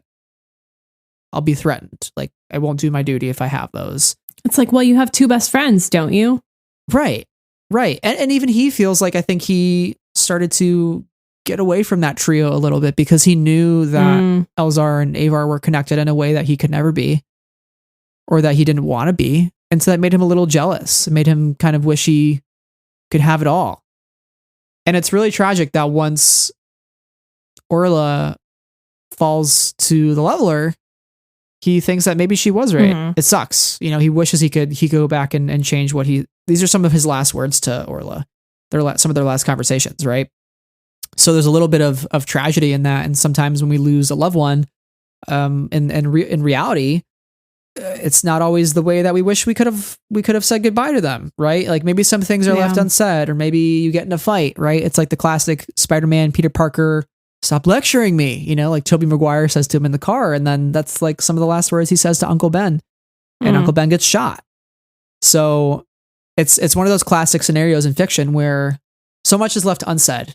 But it's the actions that Stellan takes here after that are kind of him telling Orla he can change. And she is right, but he can adjust his life to what she says. Yeah, it's sad that it takes Stellan so long to realize, but I think it's also her death and the dire situation that he's in that allows him to realize at the same time. You know, I don't think he would have realized in the same way if she hadn't died. But she says, you always need the council's approval, don't you, Stellan? You don't know who you are without it. Oof. And it takes him this book and his sacrifice to realize who he actually is. And in a way, it is exactly who the council expected him to be, who everybody expected him to be. But he got to make the decision for himself. And that's what, made all the difference. Yeah, Stellan's story is a tragic one, but also an inspiring one in a way. So it's a bittersweet end to his character, but I alluded to it earlier. I think he has the most like Luke in TLJ sort of ending. So speaking of Stellan, let's talk about Elzar Mann, his kind of other half in this book, because Elzar has such a great journey, and we'll kind of come back to Stellan's death and how it kind of intertwines with some of Elzar's actions in this book, and how Elzar deals with it after the fact. But we start with Elzar in chapter 2. I was very happy, by the way, to get Elzar Mann POV like right away. Were you thrilled about that? Yes. That's so important to me. I'm so weak. I just need it. Like, like he's never on the covers of these books, and I'm like, oh man, what if we don't get an Elzar chapter in here? Why not? Why not? He's too hot. He's on the He'll distract from everybody else. That's true. But like, we all know that Stellan Gios of the three is the hottest. Like, but he is on the cover of Light of the Jedi, but he's kind of in the background. Like, why wasn't he front and center in either one of these books? As they say in the old meme, America, explain. Which, by the way, we don't get a lot of visuals of Elzar, but if you are an Elzar fan like us, go read Star Wars number 20 by Charles Soule, because Elzar Mann makes an appearance in there. We talked all about it over on our Patreon for quite a while, so go check out that episode. It's up right now. Way longer than we expected to. Yeah, we really love Elzar in this house, but he is training on the oceanic planet of Ledalau, which, by the way, is like a water planet, and it's swallowed up all the continents of this planet like a millennium ago. And then, like, is this Earth? Is this a sign of things to come as the oceans rise on our world? Who knows? Yikes. He starts by talking about how he was once drawing upon the dark side for his strength. But he realized this was not a sustainable way of life for him. And he still believed in all those good lessons from Yoda, but ultimately he felt like his fear and anger were unavoidable, and like denying them would serve no purpose. But like over time, as he trained more with Orla, who we find out is his teacher. I love that, by the way. I love him with a way seeker. It seems like so appropriate. He realizes this is not the route he should go, because like once you start down the dark path, he says like you don't know, you can't know, and that's why you don't travel down that path at all. You don't know like where the line is drawn. You don't know where the path of no return is, and so that's why you can't even risk the dark side even slightly, because like once you start to give into those like selfish desires, it becomes almost addicting in a way, right? And this is sort of a piece of advice that Orla gives to him. She says the real danger lies in those emotions that seem positive at first, but take too great a hold over our minds and hearts. Give way to those feelings, embrace them, and before you know it, they've been twisted into something else far more damaging. It's actually the negative emotions that are easier to pinpoint and to name and to cut out of your life, because the positive ones kind of lurk in the background and can be toxic and damaging. And we see that with Anakin, with Padme. Yeah. It's his desire to save somebody that causes his issue. It's, and for Elzar, it's really motivated by his affections for Avar, who he really can't stop thinking about. No. Boy needs a hobby. Control yourself. Yeah. But even that, that sort of attachment, especially within the Jedi Order, can lead to issues for him. But he recognizes that his intensity of emotions, which he feels, when he touches on the dark side, when with his feelings for Avar, and when he desires affection in Rising Storm, like that can be good for him, but it also can be bad for him. And he really kind of has to resist the darkness in that way, but also understand the darkness's role in his life. Mm-hmm. In chapter 2, Elzar says, how much of my confusion and anger is rooted in my feelings for Avar? Great question. How much energy do I waste trying to reconcile that which can never be reconciled? It wasn't the lack of answers that weighed on him. It was the refusal to even ask the questions, which, oh my God. Have you ever had that moment in therapy where you're like, I really don't want to talk about this. Like, I don't want to talk about it at all. And it's not because I don't want the answers. It's like, I literally don't want to confront the issue. Yeah. And I think that is incredibly relatable and also really upsetting to feel reflected back in your fiction. You're like, yeah, I know I should talk about it. I know I should talk about it. And of course, Elzar has to confront that a little bit. Yeah. And even in chapter 7, he says, perhaps one reason he found it so difficult to accept his own darkness as part of his life, no more, no less, came from his inability to believe that any darkness had ever found its way into Avar's soul. What do you make of that? What do you make of that quote? It's such an interesting comment because, as I was saying about Stellan, it really solidifies the fact that Elzar almost deifies Avar. It's his perception of her that has overtaken the reality of her, in a sense.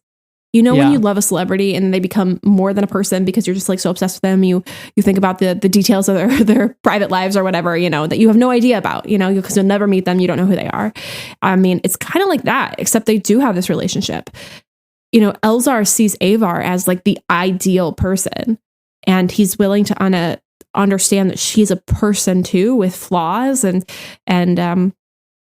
with the ability to hurt others and with the ability to be unkind to herself, all these things. So it's so interesting that he sees her in this way because it makes completely logical sense, but it also comes at the detriment to both him and to her. Yeah, it's like a mix of passion and lust. He knows Avar still has feelings for him, but he knows she'll never break her vow to the Jedi Order. And so maybe at least we know of, right? But he's just so infatuated with her. He feels like maybe there's still a chance. So it's like him clinging on to that and him driving away the darkness within himself because he knows there's no darkness within Avar is a choice, right? It's an unhealthy pursuit is what it is. It's a choice. he needs to turn away the darkness because he chooses the light, as Qui-Gon says, right? Mm-hmm. So that's why he needs to turn away the darkness. And so I think once he gets to that point, whether it is in phase 3 and after all the deeds that he does in this book, and we'll get to that in just a second, when he does succumb to the dark side, remains to be seen. I'm curious as to if or when he reaches that point. I worry that there's still a possibility he could become a tragic figure and Avar is the last one standing of this trio. I really hope not, I want a happy ending. I do not wish to see it. I want wedding bells. I want them to retire on Naboo, grow old, live in the house before Padme and then the Barrys move in. Maybe they take up the real estate from the Chris's and the Mans. So who knows? I would love that. Maybe it's canon. Make it canon. Make it so, please. Yeah. It very well could go that way. Yeah. Elzar very much seems to be the tortured chosen one in that regard. But I want better for him. Because I think he can be better himself, and I think he knows he can be better himself. Yeah. Anyway, a couple of side notes on Elzar real quick before we talk about Stellan and Elzar together. I love the opening training scene on this oceanic planet. Kind of gave me some Octo vibes, like Elzar doing handstands in the water and Orla teaching him that you have to imagine, you imagine the Force as an ocean, Elzar. So don't try to resist the ocean because we can't control it. Try to partner with it and see if you're going to, choose if you want to keep fighting something that's too infinitely vast to be fought, or you're going to actually study it and set sail, right? It's like, as Master Kunpar said, you have to see the part for the part and the whole for the whole, and each part for the role it plays. And like you can't control what you can't control, but you can understand, the way that it works. It feels like Elzar is being taught the same sort of lesson with a much more fluid sort of mechanism or metaphor. Yeah. And at the end of the day, right, the understanding of the Force is still at its core the same thing for everybody else. It's just the context in which it exists is different for each Jedi, right? So perfectly said. It's interesting that it's mentioned Padawans fooled around with each other, quote, on the sly, and masters pretended not to notice until it went too far, and then they took their apprentices for a long-term mission far away. And I just think that's like so funny, right? And like even when Avar arrives in chapter 14, like the first thing Elzar thinks of is like her golden hair draped across his pillow, his eyes as bright as the jewel she wore in her headband, her fingers entwined with his, and he's like, dude, focus. You gotta stop thinking about these Padawan memories that you have with Avar. Like, it was so long ago. People are dying. Elzar, come on. But also, he's like, my girl. I mean, wouldn't on any of us. I love him. He's so chaotic. I do have to say, it's very, very funny that like it reminds me of like high school teachers. Like, high school teachers know that like all those high school kids are a mess, like an absolute mess, and they're just like, I guess I'll gossip about it in the staff lounge a little bit, but like, like, I can't believe, XYZ is doing, whatever. And then, they don't bring it up unless it's really, really a problem. But, poor Elzar. Teens. Yeah. Sarah, anyway, what happens with Elzar later on page 319? This is the bad place here. He sees some backs of some Nile people. They may or may not have been the prisoners that he was talking to earlier in the book. They may or may not be Nan and Chancey Yarrow. And Chancey Yarrow, is a fucking engineer. Elzar. Was trying to help, actually. She's trying to save her skin, trying to help everybody in that regard. And the dumbass slices her in half without a second thought. In fucking half. Elzar, what are you doing? I was literally so upset. Yeah. I hope you could hear me pounding on the armrests on my chair. So upset. I was upset, one, because I wanted Chancey to live, but two, like, because how dare he? You know? Yeah. This was the death that I was most upset about, I think, because I felt like there was so much more story to tell with Chancey, which we haven't talked a lot about Chancey, but we do get some of her point of view throughout the story and how she thinks that, she doesn't really believe in any higher power or leader, and she felt like it was a less disappointing way to live life. And she wishes Nan would do the same. And she kind of sees some of Nan in Silvestri. So she's like, maybe if I can kind of bring Nan into my mentality, then I can try to like use those same tactics on Silvestri and then like kind of bring her into the fold. And then I'll have my like two daughters and like we'll all vibe together. Could change both of them. I can change them, right? So that seems to be her vibe. Like, reconcile with Chancey, or reconcile with Silvestri too. Yeah. And that gets like totally ripped from her. It makes me wonder if like Nan and Sylvester will have any sort of relationship in the future. Yeah, I wonder. Because I think it's kind of traumatic for Nan as well. To see that happen and to see Elzar like really fuck up. Yeah. And like then Elzar, and then we hear Elzar leading to the death of his brother, his best friend. I love him, but he's an absolute dumbass. Yeah, he really is, but he's our dumbass. But this was really though, like not a great death. Like I actually was upset about this. And again, just because I feel like she had such a future in the High Republic and I wanted to see some sort of reconciliation with her daughter, see what we could get there. Because that was really fun and out of the shadows. Like we talked about how there's not a lot of mother-daughter relationships in Star Wars. So like here we have another dead mother in Star Wars. And like, that's not great. That's not fun. No. You know, so this is kind of one of those deaths that like sticks with me the wrong way. Like when I said earlier, like, do we have to kill that person? I don't really agree with that. This is probably the only death in the book that I was like, I don't know if this was necessary, but you know, it happens and we'll try to move forward and see how the story unravels. You know, I wonder if Sylvester is going to have ill feelings towards the Jedi, you know, so that might be the catalyst for that, for her, maybe her to join the Nile and side with Nan. Like you said, maybe they have some time together in future books. So upsetting. Yeah. Like, yeah. Not great. Not a fan. No. But you just hinted at it. So this directly leads to the death of Stellan, because now the thrusters are below their, you know, optimal level and the ship is crashing, right? If they had a chance to fix these thrusters, they could orbit for a couple of days and all get rescued and all is well. But now we are heading for Aram and things are not looking good. I want to talk a little bit about their relationship with each other and some of the conversations they have and like ultimately their end, the end of their friendship. And there is a conversation on page 243. It's about greatness and what it means to be the greatest. And Stellan's kind of saying that he's never really questioned his life without the Order. And Elzar's like, well, it's because you are the greatest. And Stellan says, quote, greatness can mean a lot of different things. I've always believed it meant duty, honor, selflessness. But how can you be selfless if you've never defined yourself?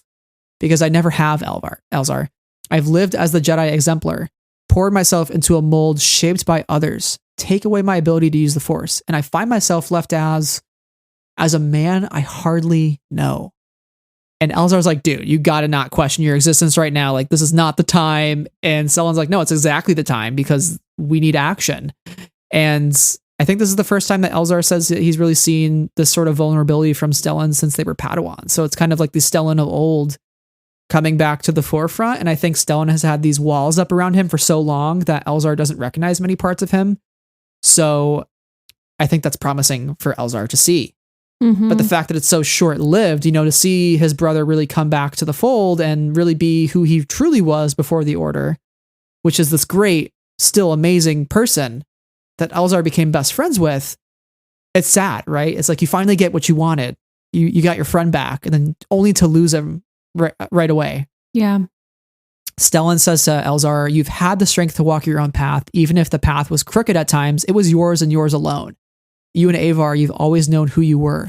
You've never let the Order do your thinking for you. You always shone that little bit brighter. And, you know, this is in reference to the fact that, my goodness, Elzar says, you know, if they were a constellation, he would be the pole star.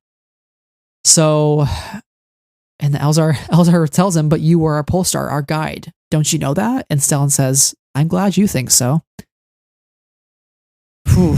This is probably my favorite conversation in the book, right? Because I think we are seeing, because in Rising Storm, we only really got, we still got some of this great banter between the two of them, but the deep stuff was really when Elzar had screwed up. And this is like before Elzar screws up, right? So we're getting some really deep brother to brother conversations happening here. But what did you make of this conversation and like just the idea that these two heroes had such different paths? You know, Elzar walked his own and then Stellan never really walked the one that he wanted to, just the one that others wanted him to walk.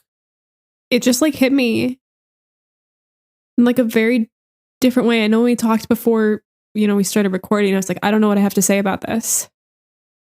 And like, I know what I have to say about this now. Sorry to pull everything out of Star Wars, but like, I know what that feels like. Yeah. Because that feeling is exactly what happened to me when the pandemic hit. And I mean, exactly. And I mean, not necessarily like greatness or whatever, but like that idea of knowing who you are within a sense of the confines that have always been set out for you. Everybody believes you have this sort of path, that you are this sort of person. You're like, yes, I am this sort of person. And then everything gets ripped away from you. And you're like, I literally don't even know who I am anymore. Mm-hmm. I know that feeling. Like I literally was about to graduate college when the pandemic hit. So like, I don't know what it's like to be an adult without it. And just hearing you read that quote, keep that sniffle in.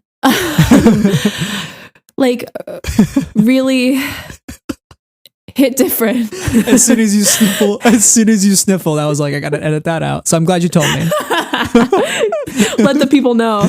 Let them know we sniffle here at Friends of the Force. Yeah. It's a really ugly sound. I'm so sorry, listeners. You just had to said that. Just had to hear that because I said I had to keep it in.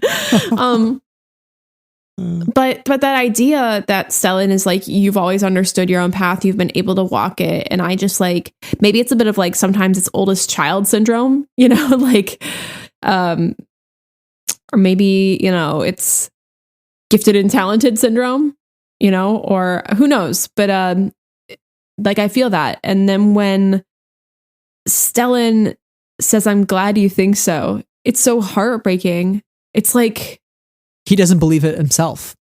He doesn't believe in himself. No. And everybody else around him is like, you dummy. You dummy.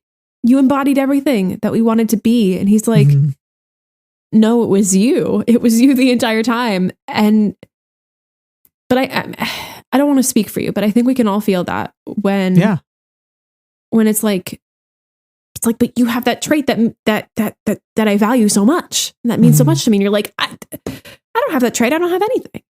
Yeah. And I think we do that to ourselves. That's self-sabotage. Yeah. We look to the people around us to say like, oh, they have the X factor, right? And like Stellan thinks that about Elzar. Elzar's like, no, dude, I look up to you. I don't have my shit together, right? It's our brains are mean. Brains are really mean. Yeah. And like, if they're mean to Elzar and Avar and Stellan, of course they're mean to us too. So this just like hit me on a really non-Star Wars level. But I think that's the power of fantasy and the power of science fiction and the fact that they can express these sorts of emotions. I've talked about this before, but the fact that you can express these sort of emotions in this heightened, dramatic sense. And they can also hit so close to home for a reader who's experiencing, things in the real world. So yeah.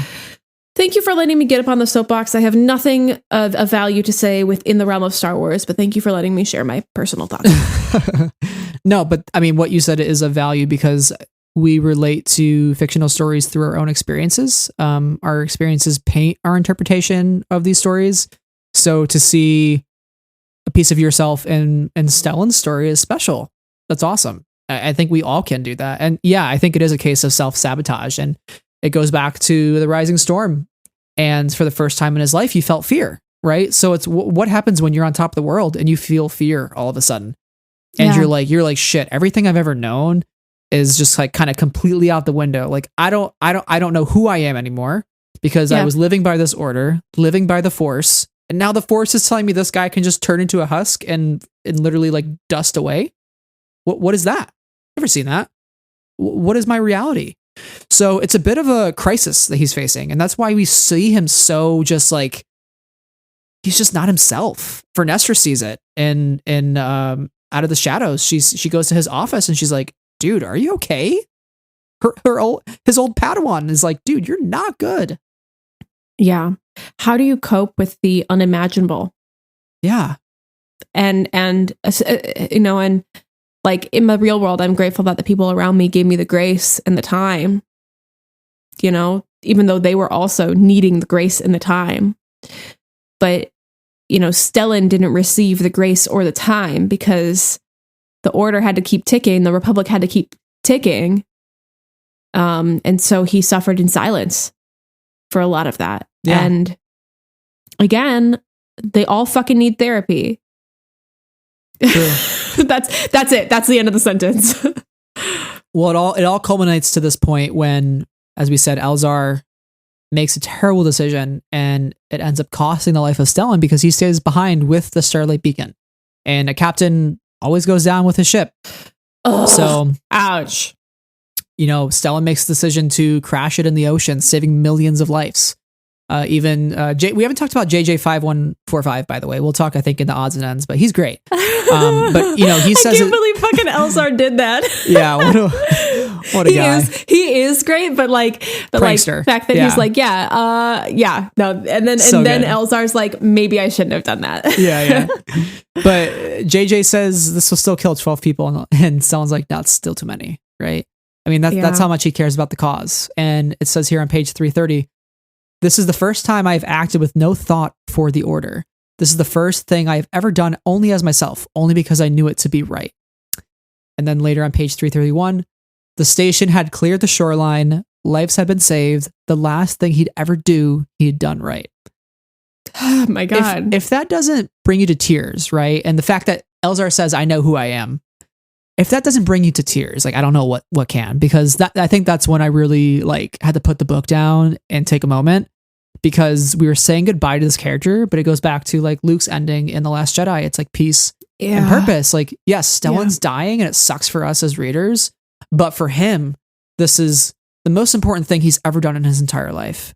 It has so much purpose. It has so much meaning to him. So it feels fulfilling. He's not regretful. He's not sad that he's dying. He feels like he's doing the right thing. And this is what he was destined to do. Right place, right time, to save millions of lives and to make that choice for himself. Nobody told him to do this.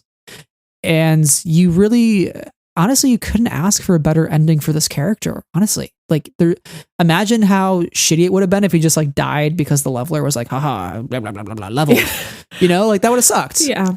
This is a perfect ending for this character. I really do think Claudia planted the seeds of this death really well, and for his motivations, and also just foreshadowing it.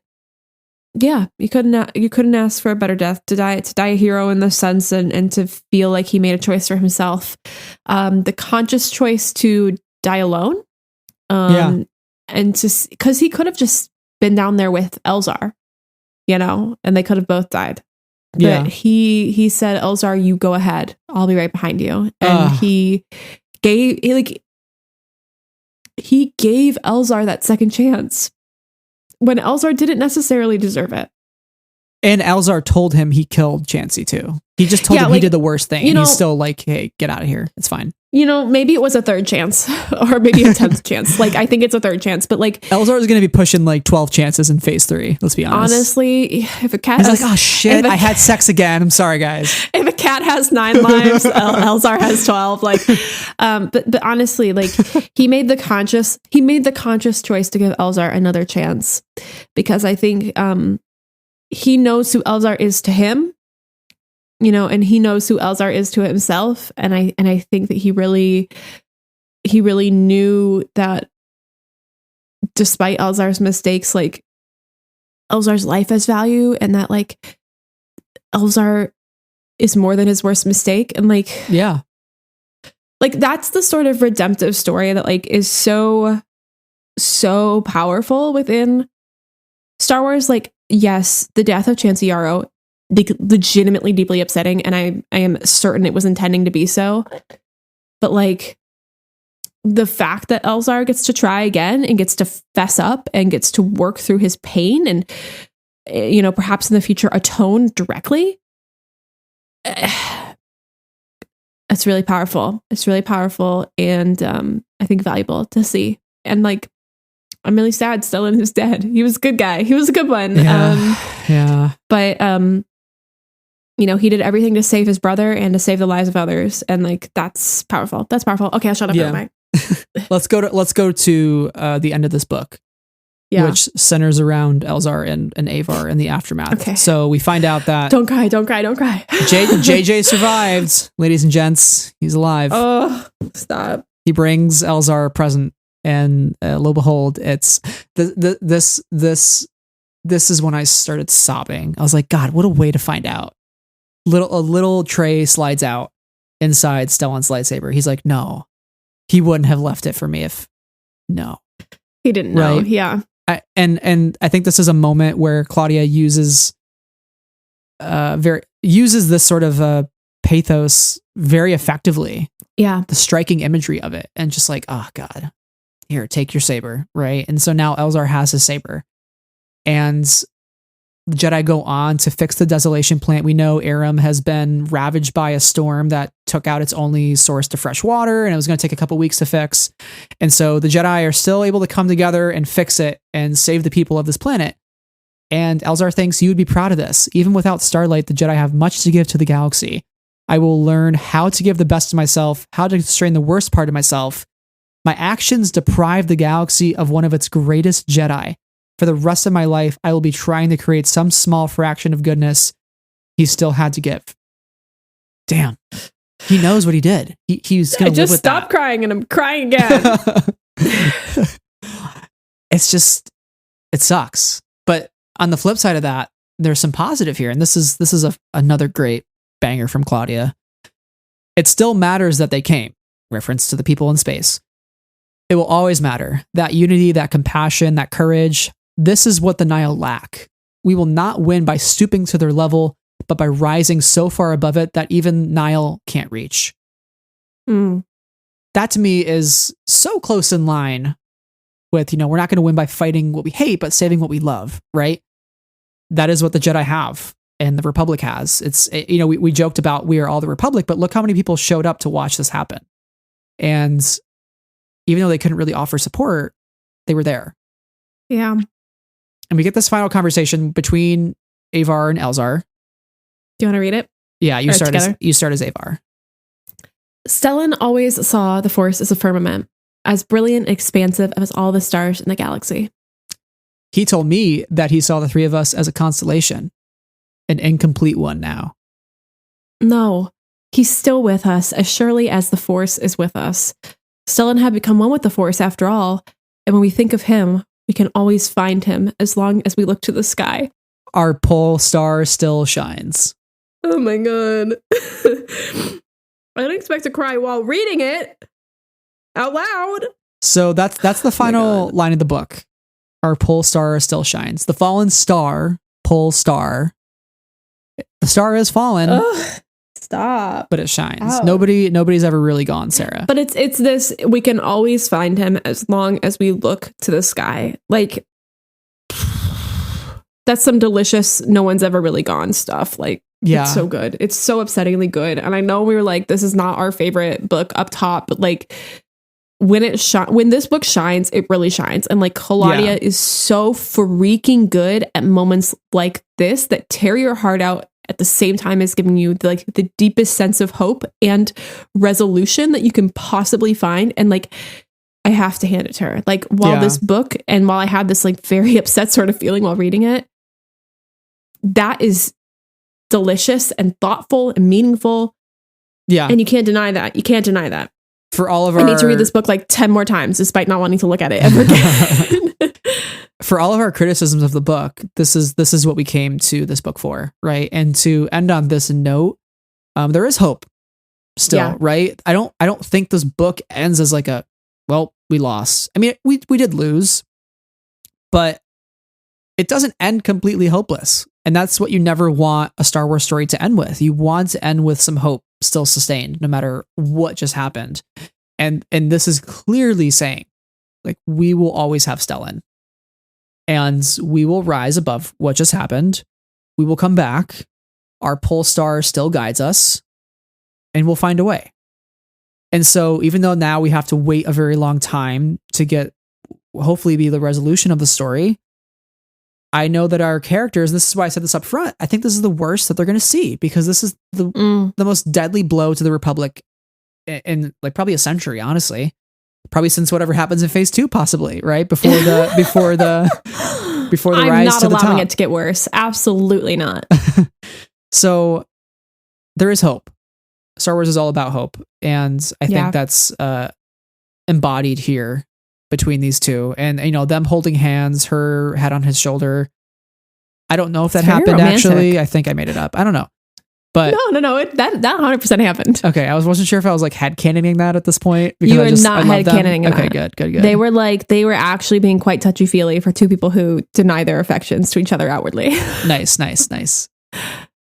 So for these two to be there at the very end, I think is special. And I'm excited to see how they progress into phase 3 and if they become more of a focus. I would love to see more of Avar in the books, not just the comics. That's my only feedback for phase 3. I agree. I think we really need some points of view from her, because to be honest, I don't really feel like I understand her character too well. And I want to, because she's so damn cool. Yeah. We get a lot of her in the comic, and we get a little bit of her in Light of the Jedi, but I want more. I want to understand her to the level I understand Stellan and Elzar. It's still missing for me. And I don't know why she's not included more in the books, but I'm hopeful that maybe she will be in phase 3 with the absence of Stellan. Yeah, I think this was a really powerful end, and we get that hope despite the epilogue being, all Marshy and Rose. We get that true sense of hope despite his proclamation that the galaxy is his, and I think that's really, really valuable for us as readers as we progress into something that is not these characters for a while. Like, there is something to land on that is not like just pure pain. Yeah. So we've talked about the tragic figures of the fallen stars. Now let's turn to those acts of heroism that I mentioned earlier. Like, who are the people that shine the brightest besides Stellan? And first person is Bell Zettifar. And his friend, Burry Aga Burry. Like, okay. These two, I think I mentioned it in our preview episode. I was like, I would love if Bell and Burry were like BFFs, totally bonding. Like, Burry's an empath, and like, I would love that. And we got it. Bell's a tortured soul. Yeah. Yeah. What do you think of them becoming BFFs? It's nice. Yeah. It's really nice. It's some good energy of these two people who are like kind and empathetic and have big hearts to be together. I'm not happy what happens to them, but they have a nice couple of moments in this book where they're really helping each other, being there for each other, coming up with plans together. They are heroes. They are heroes for sure. Yeah. I love how they sort of manage the medical tower. Yeah. And figuring out how to Bell figures out how to detach it from the Starlight Beacon, save a ton of lives on there. Obviously Burry Aga gets sucked out into space with the Rathtars because he's getting attacked by them. Although notably, out for Burry Aga. He has a spacesuit on. I think that's very on purpose because again, he's not gone. I swear to God, he's coming back.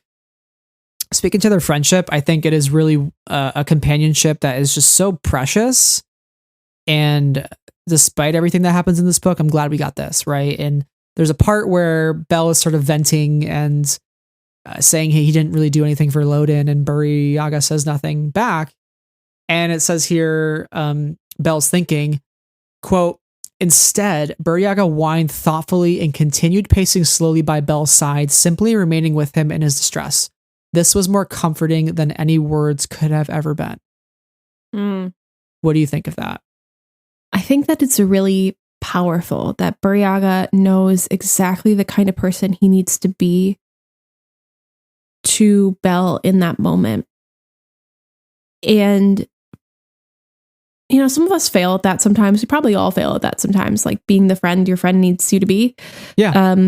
Nobody's perfect. And I think we can all have that moment where we felt like we haven't been enough for that friend, but also like the power of that moment when you are exactly what that friend is hoping for, or that family member is hoping for. And I think this is just like a really thoughtful moment for Burry Aga. And we know he's an empath, and that's what makes him such a unique and truly wonderful character. And I think it's great. Yeah. There's something too about when somebody needs your help, not necessarily offering up advice. Mm-hmm. Right? Because I think sometimes when people come to us with their problems, we are so quick to try to give a solution to people's problems when really sometimes just want to be listened to, right? And so I think in this moment when Belle's saying it was more comforting than any words could have ever been, I think all he's looking for is somebody that will like listen and kind of like nod along and just be there as a shoulder to lean on.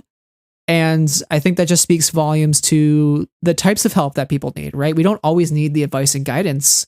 Sometimes we just need a companion at our side, walking with us in the hallway, venting to them, and knowing that we have somebody with our best interests at heart. So I think that was just like a cool new way of like, you know, obviously Indira is going to give Belle the guidance that a master would to their apprentice, but Buryaga is somebody who's on the same level as Belle and can provide a companionship that Indira never could. It's a friendship. It's like the new Stellan and Elzar in a way, right? Like they're the future, right? Whoa. Yeah. Ouch. I know it's a little soon, but yeah. But there's something about Brotherhoods in Star Wars that just really gets to me. Speaking of which, Brotherhood, May 10th, Mike Chen, let's go. But that brings me to the point I wanted to make, where you said that like Belle and Buryaga are on the same level and they're friends. It's funny though, because Buryaga is probably 100 years older than Belle. Yeah. And he might still be a teen, but he's also a 115-year-old teen. You know what I'm saying? Right. But there's a moment in the book where they are trying to figure out how to contact the medical frigate that's outside of the ship. I think it's from Irium that comes like up to attempt to help them. And they're like, you can't dock, but we need to talk to you to figure out what's going on here because we can't talk to anybody. And Belle, like in a moment here, tells Burry that he's brilliant and, quote, modestly, Buryaga admitted this was true. And it's like, well, yeah, that's what happens when you have 100 years on everybody else. Like, I thought that was so funny. And, I mean, obviously, like, most people are not just born with that sort of emotional, empathetic nature that's like so perfect for every person, you know, that he can mold himself for everybody's needs. That comes with time and learning it.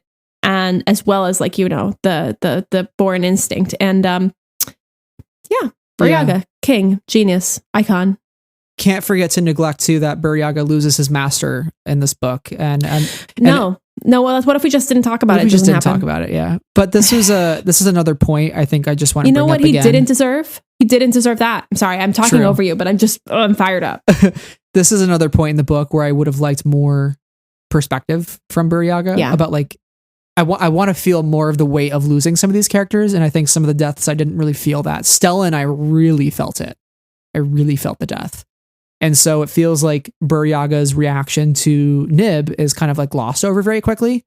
So I hope maybe in the future we get more of his perspective. I know he's a Wookiee and he doesn't speak basic, but I still think there's an opportunity. And we've gotten some chapters with him in Light of the Jedi, I believe, and they worked really well. So I wish we would have gotten some of that here, and maybe in the future we could, but I want to see how he's dealing with that because he's alive. And I think there is something to be said. He is. And I think there's something to be said about two Padawans who each lost their master in the exact same way. And that's why I think he's alive, because I think that's a really compelling story to have these two people who were friends before and now are going to be friends through like a shared trauma and how they lean on each other now. So I'm excited to see how that'll work. And if they, meditate together, it talks about how dual meditation is sometimes better. That's why Padawan and masters do it a lot together. So I would love to see them. It clearly worked for Elzar and Stellan in this book. Sad. Sad. No, I'm sorry. I talked over you again. Oh, we forgot to mention that though, actually. Yeah, they were meditating and Elzar was teaching Stellan, the ways of the ocean, and Avar was singing her song to them through the forest. So we forgot to mention that, but that's a great example actually. We didn't mention it because we didn't want Sarah to cry more. True. So we'll move on from them again. No, but I was just thinking as you were talking about this that it's like poetry. It rhymes. Does Belle not have a purpose like Sabine Wren's to find her friend? Yeah. Wow. Yeah. Ouch. Page 340. Bell says, we all assumed that Master Loden was lost when really he was being held captive. If I'd kept the faith, if I'd insisted on looking for him, we'd have spared him a great deal of suffering and we'd probably have saved his life. So I'm not giving up on anyone else like that ever again. That starts with Bur Yaga. Yeah, that is like an Ezra Sabine story. That's a good observation there. Wow. Can I pose a question to you? Sure. Do you think that Bell will be the next notable way seeker in the High Republic? That's I mean, we might get some in phase 2, but like, do you think that in order to go find Bur Yaga, he will reject the order in that way and kind of go on its own path for a time? I don't doubt it, because Elzar kind of is hesitant towards Bell doing this at first. He's like, listen, I saw Bur Yaga. He didn't make it out. Didn't happen. And I think Bell is so insistent because, again, he thought the same of Loden, and look what happened to Loden. So I think Bell carries a lot of guilt with him. Mm-hmm. I think he has a renewed purpose in the wake of this terrible disaster. He's going to find his friend. And I think he's looking for a little bit of self-redemption. Yeah. Not that he's done anything wrong. He hasn't. It's not his fault. It. No, it's not his fault at all. But he sees it as redemption for himself, for something that he should have done before.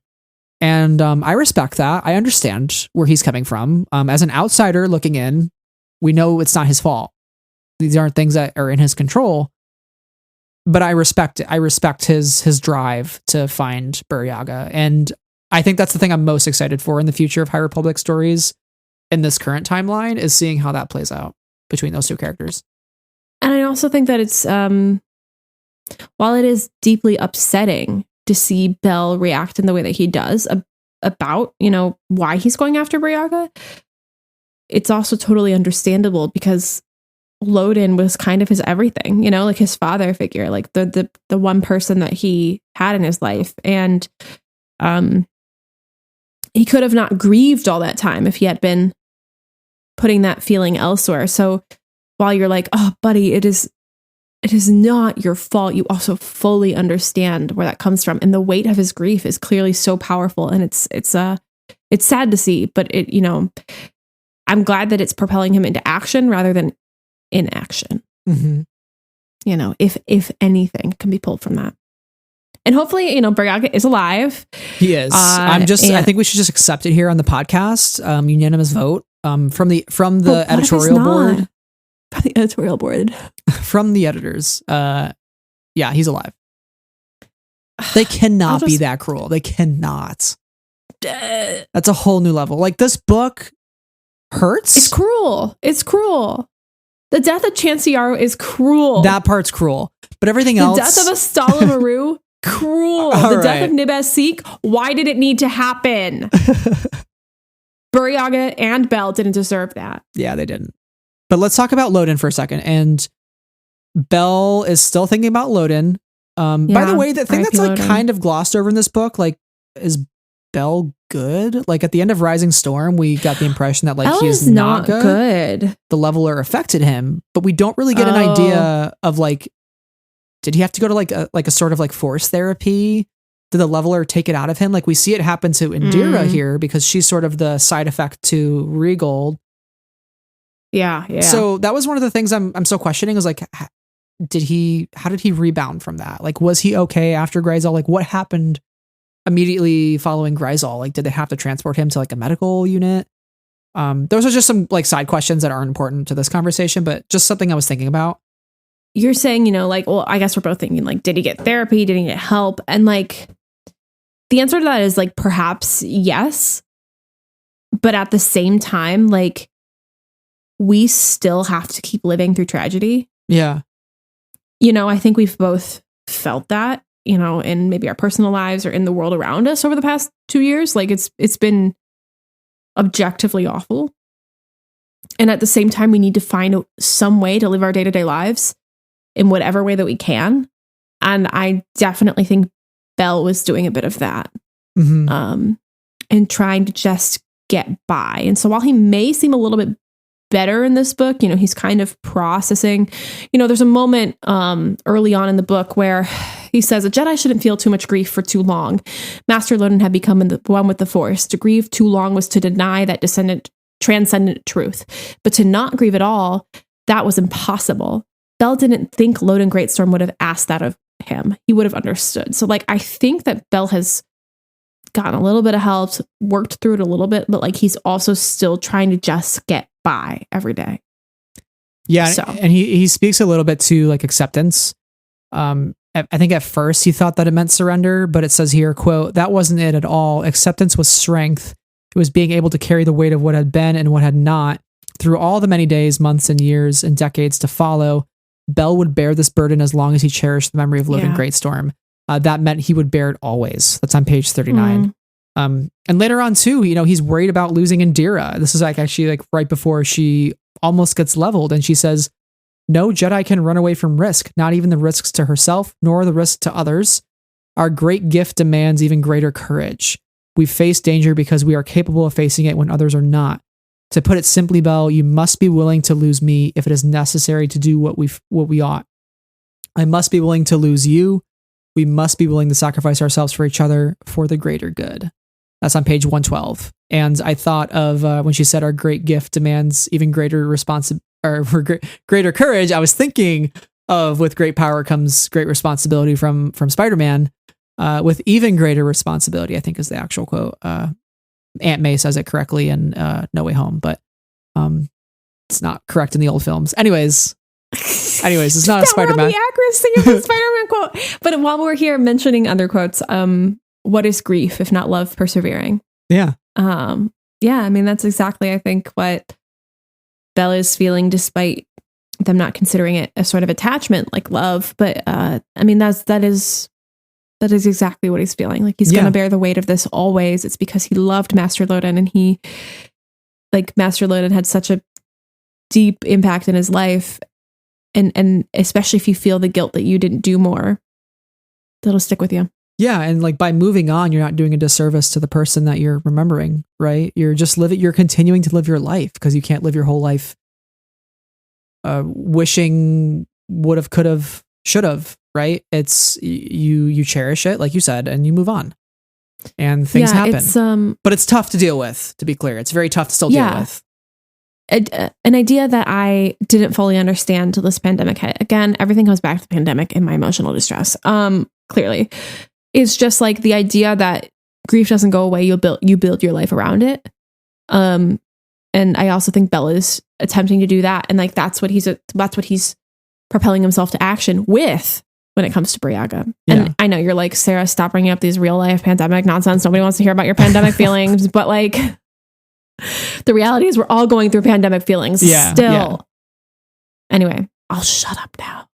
Just kidding. I have more to talk about. And that is one of my favorite groups of people, of anybody in the entire High Republic. And that is the Vessel crew. Yes. Affy, Hollow, Geode, Leox, absolute icons.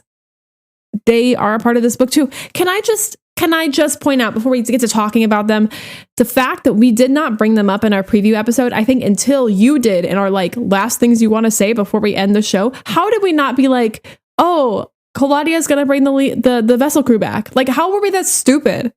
I don't know how we didn't think of it earlier. It's I love how important they were, because I said this earlier. They were sort of the ordinary everyday people who helped so much on the Starlight Beacon. I think at one point, Leox questions what the Jedi are telling him and saying like, "Are you guys sure about that?" You know, like us in the Outer Rim, like we actually questions the thing that are told to us, and we prove them scientifically. We trial and error. You just kind of take everything at face value and for fact in the Jedi Order. So let's try this out, and it like works. I forget what exactly it is that he says it about, but the fact that Leox is able to change their mode of thinking a little bit, and Affy helps, and Geode helps. King of Men, a sex/smelt icon. He's great. Love him. But they are so crucial to the survival of so many people on the Starlight, you know, like especially Leox at the very end, opening the hangar doors and getting some ships out. It was great to see them be involved, and I love Claudia continuing their story. We just mentioned, and by we I do mean me in this instance, what is grief if not love persevering? And let's talk about love while we're at it. And the love that this crew has for each other. As much as we love them, they also love each other. And they are about to, enact their plan, and about to make some bold choices that might, harm themselves or others. And Leox says, look at the bright side. We wanted those docking bay doors open, right? And Affy says, that's not funny. She glared at him before turning to her own harness. Not meant to be. We might survive the debris cluster and then reach open space. If not, well, at least we don't die alone. Appy's face gentled. She swiveled her seat around so she could touch Geode with one hand, Leox's arm with the other. Leox gave her the best smile he could. Thinking of Affy and Geode dying was harder than facing his own likely demise. That was love for you. But he'd rather die with them than survive alone. So let fate bring what it may. Talk about another beautiful emotional moment from Claudia in this one. That was love for you. That sentence just comes out of nowhere in the best way. And it's so clear to see how close this trio has become since the events of the Rising Storm. And rather since the events of Into the Dark, even before then. I just brought up Rising Storm because that was the middle, but I guess that was not them, a great instance of found family. Here. They seem to be sort of the beacon of hope too throughout the book a little bit. The kinship between each of them makes you feel like despite everything that's happening, everything that's disastrous, there is still some fun to be had in this book, and friendship and love. And again, Belle and Buryaga embody that as well. But I think we're talking about these two groups because they are sort of the bright silver lining within what is often just tragedy. It's hard to kind of find the light within the darkness of this book. And I think if you look closely enough, you'll find those glimpses, right? And page 266, Leox, he thinks, each individual was a small spark of the one great consciousness, the universe beholding itself. If you would do something to save your own life, he figured, you ought to be willing to do it to save another's. And so that just speaks to Leox's even though he seems kind of like a willy-nilly going with the flow and whatever, maybe appears lackadaisical on the surface, beneath it all, he is really somebody who is loyal and will do the right thing and will look out for his crew, especially. I think he really holds Affy and Geode so closely to his heart, and he would do anything for them. I mean, the fact that he offers himself up to go outside and open the hangar bay doors, even though it might mean his life, and we think that he dies and gets sucked out into space, but he uses the goggles and the device that he won in a game of Sabacc to land on the planet, which a fucking parachute. Parachute. We won't go on about it too much, but I think you and I can both agree that that is one of the deaths that it just felt like too much in the moment. There was just too much happening already, and the fake out. For me personally, the fake out was not necessary. I wish I would have just had Leox say, I'm going to fly down there straight up. I'm just going to jump out the hangar bays. I'll meet you down there somehow. And them kind of hoping on the surface versus thinking he's dead. I think it was just too much with Stellan and everything crashing. It was just, again, too much. So that was my kind of one of my only other kind of death complaints, quote unquote death complaints outside of Chansey's. But I think that Leox really showed heroics in that moment to open those doors, and just the whole crew throughout the book thinking innovatively, creatively to solve these problems that they're presented with, I think was great. Yeah. About the fake out, I think it was really well plotted and it ended up making a lot of sense. Once you saw him again, you're like, oh yeah, obviously. It was too much in the moment for me. 100%. Because I remember texting you and I was like, if Leox dies in this book, I am going to be capital U upset. Yeah. So when that happened, I was capital U upset, and you were like, keep reading. And I was like, I don't want to. So It wasn't a good time for me. It was not a good couple of hours. As I read this in the middle school where I once went to middle school where I was subbing, I should not have been reading this book in a public sort of setting. No. 13-year-olds were about to make fun of me. I swear to God. But yeah, like Leox is such an interesting figure because like, obviously he's the leader in a lot of ways, but it's Affy's ship and she's the captain and he holds her in such high esteem and Geode as well. And I think they're such a beautiful, beautiful trio, and the willingness that he has to be there for his crew by sacrificing himself in a way, or being willing to sacrifice himself is really sad and beautiful and all of these things at the same time, you know?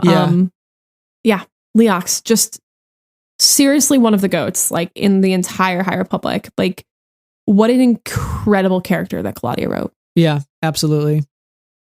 Well, as we start to close out here, we wonder what's next for the current timeline. We know we're going back 150 years into the High Republic. I imagine we're going to have to wait till phase 3 to see what's next for these specific characters, which that's a long wait. That's like another year, almost to 2 years potentially, that we're going to have to wait until we're back with these characters, unless maybe halfway through phase 2 we go back to present day, which is very possible. Maybe one of the waves kind of transports us back to present day. I doubt that. It seems like phase 2 is entirely just in the past. So yeah, I will be waiting anxiously to see what happens. I really, it's going to be a long wait for sure, but there's a couple things going on. So Marchion Ro has this very climactic epilogue where he says there's no hope in this part of the galaxy. There's only despair. There is only denial. The galaxy is mine. And he finally reveals that he is the Eye of the Nile. Everybody has thought it was Lorna D. Oh, yeah. He's broadcasting this. Yeah. The audacity of this man to do that. Like this. Yeah. Oof. I hate him so much. But also the way that he changes his phrasing from the galaxy is ours, the galaxy is mine. You're like, oof. Oh yeah, he's the one we should be scared of for sure. Yeah, Lorna D, we should also be scared of her, but Marchion Ro? Yeah. He's the guy. Lorna D, nowhere to be found. So I wonder where we'll find her eventually. She's elusive. Mysteriously absent. Yeah. And Marchion also has a new droid, KAR9, also named Car9. Has slits for eyes. It's huge. It seems terrifying from the description of it. So it seems like, he's like, I got the leveler, but what if I threw in a droid? And it's like, oh, come on, please, you've done enough. 000 energy. Yeah. Knives for fingers. Yeah. Ready to kill some humans. Did you, when you heard Car9, were you like, K9, this droid is a dog? I thought of it a little bit. Yeah. Okay. Because I definitely did. Yeah. While we're here talking about Marchion Ro, this man is like sitting on the sidelines for like 95% of this book. And who is there with him but Gira Staros? Yeah. And I was shooketh. Yeah. I was shooketh. I was like, this is where I wanted like more in the beginning to like set this up and all have this all be like really foreshadowed really clearly. And I didn't feel like we got that 100%. But like, Gira, girl, I mean, as many of the fans that the Marchion hoes would agree with Gira's actions, I imagine. Yes. Girl, what? And then she's like, I thought you'd have other people to take care of this for you. And I was like, this could be read 800 different ways, and I'm choosing to read it in this specific way. It was a little shocking to see her playing both sides. But like, what does that mean for Avon? What does that mean for the Republic? What does that mean for Lena? So are we all screwed? Yes. I said this to a couple people. I'm like, Gira Staros, getting it on. Avon Staros, getting kidnapped. That's not a spoiler. That's in the excerpt, by the way. But I'm like, where is her mother? Is it connected? Who knows? And we'll find out, I guess. I will say, it says here, the relationship with Marchion wasn't her primary motivator, just a pleasurable side benefit. Very, very pleasurable. That's on page 230. I just can't believe Claudia wrote that. I can't even. And I mean, this is definitely like, I hesitate to say like the sexiest because it's not like particularly hot, but like this is like definitely like the most sex positive Star Wars has like ever been, or like even acknowledging of sex in the High Republic, which is still quite jarring. Very nice. I have to say, it's very weird. Can't complain. I'm not in like a bad way, but I'm just like, Disney owns you now, right? Like, and two, and also too, like at the same time, having a lot more asexual representation as well. So you're kind of getting the two things hand in hand, with characters like Leox and Vernestra, and that's great to see those two things side by side. It's not just one or the other; it's a mix. It's for everybody. Beautifully coexist. Yeah. So we talked about Marchion. We talked about Belle's purpose coming up, and I wonder if Indira's okay. Hopefully, she makes a good recovery, and maybe she'll go and search for Padawan. We're going to look for Elzar Redemption, and I hope to see more of the future books. Elzar Redemption. Elzar Redemption. What did I say? One word. Elzar Redemption. You said Elzar Redemption. Ooh. That's 2 R's. Elzar Redemption. Elzar Redemption, yes. I hope to see Elzar and Avar more as a focus in future books, and I'll be excited to see once Elzar opens up the confessional with Avar, what is she going to think of this guy? Is he a mess? Absolutely. And will she still kiss him? Maybe. Yeah, let's hope. And my last question is, how does the Republic respond? We don't really get Lena So in this book, which is a bummer because we love politics in Star Wars, right? 100%. But on page 331, she says, "We are all the Republic, and never more so than in this moment of shared tragedy." She's thinking this, by the way. "Sorrows could bind people even more closely together. The natural bloodlust for revenge that would follow. That could be shaped, tamed, turned into common purpose. That would be Chancellor So's task in the days to come." So I will be curious to see how much her leadership is tested, if depending on what the time jump is with phase 3, potentially. How does she unify the Republic after, we're all the Republic, and now it's like, oh, the Republic has been basically shot at its heart. How does she try to tame people's anger and their want for revenge? How does she unify them in a time of crisis? So that is going to be the true test of her leadership, more so than the Great Disaster was in the books to come. You know how we talked about how Norwell Quo would be like a potential adversary for her because he seemed really, as her assistant, like he seemed really ambitious. She like fires him in this book in like a really unceremonious way. She's like, "Get out." And like the implication is like, "Do not ever return." I wonder if he will become sort of adversary to her in that way, if that will come to pass in the fact that he got fired by her, maybe runs for chancellor or something of that sort in order to oppose her and to oppose the way that she held or way that she conducted the response to not only the Great Disaster, but the Republic Fair and now this. And while some may say, well, you were involved in that, you were her assistant, you were this, and he could be like, I opposed these things at every turn. She ultimately was a chancellor making her own decisions, and I was just a lowly assistant. And I mean, even in this, he says like sorrow is a great motivator. So is fear. So is anger. And I feel like Norwell Quo might try and challenge her response in a way that becomes politically divisive. Yeah, I do hope the politics play a part in future books, because that's some of the juiciest stuff to me. They've been good. Yeah. They've been good in this era, for sure. Also the Targons, I miss them. I miss them so much. I mean, they appeared, but their appearance was brief. Yeah. Yeah. Here we are now.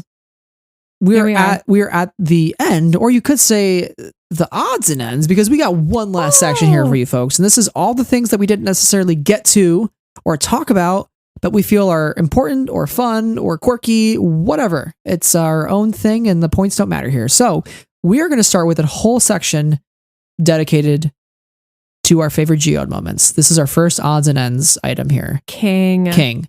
This was some of the best Geode that we've seen in the High Republic. The fact that he's meeting Elzar Mann, and Elzar's like not sure if this is some like test from Orla when they're training. He's like, joke. Yeah, he's like, am I supposed to like pay my respects to this ancient plinth? Am I supposed to bow? And then she's like, oh, you met our navigator? And he's like, pleased to meet you.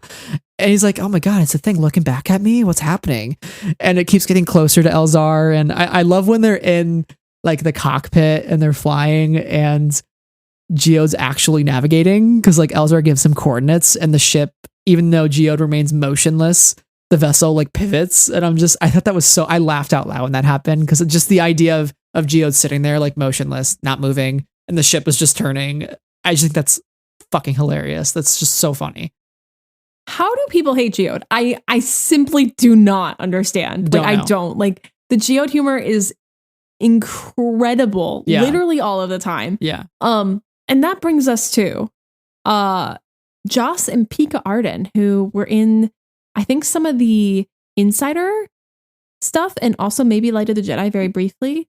Yeah, they were in the beginning with some of the Great Disaster stuff. Exactly. Yes. And they're back in this, and you're like, oh, hello.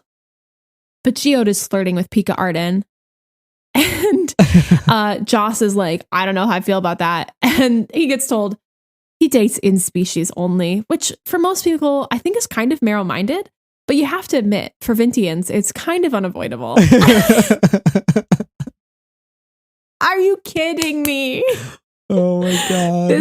This like, if Claudia just for the rest of her career wanted to write like the Adventures of Geode, like, I wouldn't be upset, and I would pay her top dollar to do it. Like, yeah, hats off, brilliant, stunning, excellent, amazing, hilarious. A couple pages later, Geode is sleeping, and I think it's Leox that says Vintians keep odd hours, and Affy's like, he's in his bunk alone, right? And Leox says, of course, he only flirts around. Geode can't help it. The ladies go for those strong, silent types. No humor is better than this humor. Comedians are striving to be Geode. Yeah. Like, they're all just trying to be him, and they can't. Like, also, like, more Geode humor. Finding out they were about to crash, Geode had shut down completely, saying nothing. Oh my gosh. Vintians, not folks to embrace space travel, preferring to remain settled on Vint. However, the few who took it up, like Geode, were in demand, largely because of their extreme sturdiness, which fell on the outer edge of what biological life forms were capable of. An hour or two in the void of space would do a Vintian no harm. Would harm them, however, was gravity. If Geode fell into Irium's atmosphere and then to its surface, he would die as surely as any human who plummeted from such a height. This is all in parentheses. This is like a complete aside. Like, this is just like a random little bit she wanted to insert in here. And like, stop. And probably the most notable of all the Geode moments in this book is when he kills Coley Lynn. He takes a blaster bolt and it reflects back at Coley. Coley Lynn killed himself. But like, Coley Lynn, what did Geode do except be a rock? You know? Yeah. Geode's just there minding his own business, being magnetically sealed because Vintians can do that. So Coley Lynn ultimately did that to himself, which is very unfortunate for Coley Lynn because it resulted in the loss of his life. Kind of an asshole. He was kind of an asshole. Yeah. Yeah. I will say that about him. I love the imagery though of Geode standing over him, quote, like a tombstone. Like a tombstone. Claudia. It's the detail there. That's the funniest thing I've ever said in my life, like seen in my life. Because like, imagine like Geode just like inching over to the other side and just like standing over. And him. you hear like the sad church bell sound effects. Some other hilarious descriptors on Geode before we move on. Geode's cold, hard stare. Geode, still deep in thought, said nothing. He knew when to let Affy talk through a problem. Geode stood there, utterly still, utterly blank. And Leox says, come on, man, pull yourself together. Geode was too stricken to speak. Like, when Geode doesn't say words. Okay, so I've got a couple of odds and ends that I wrote down that I'd like to get through. If you'll just bear with me for a couple minutes here.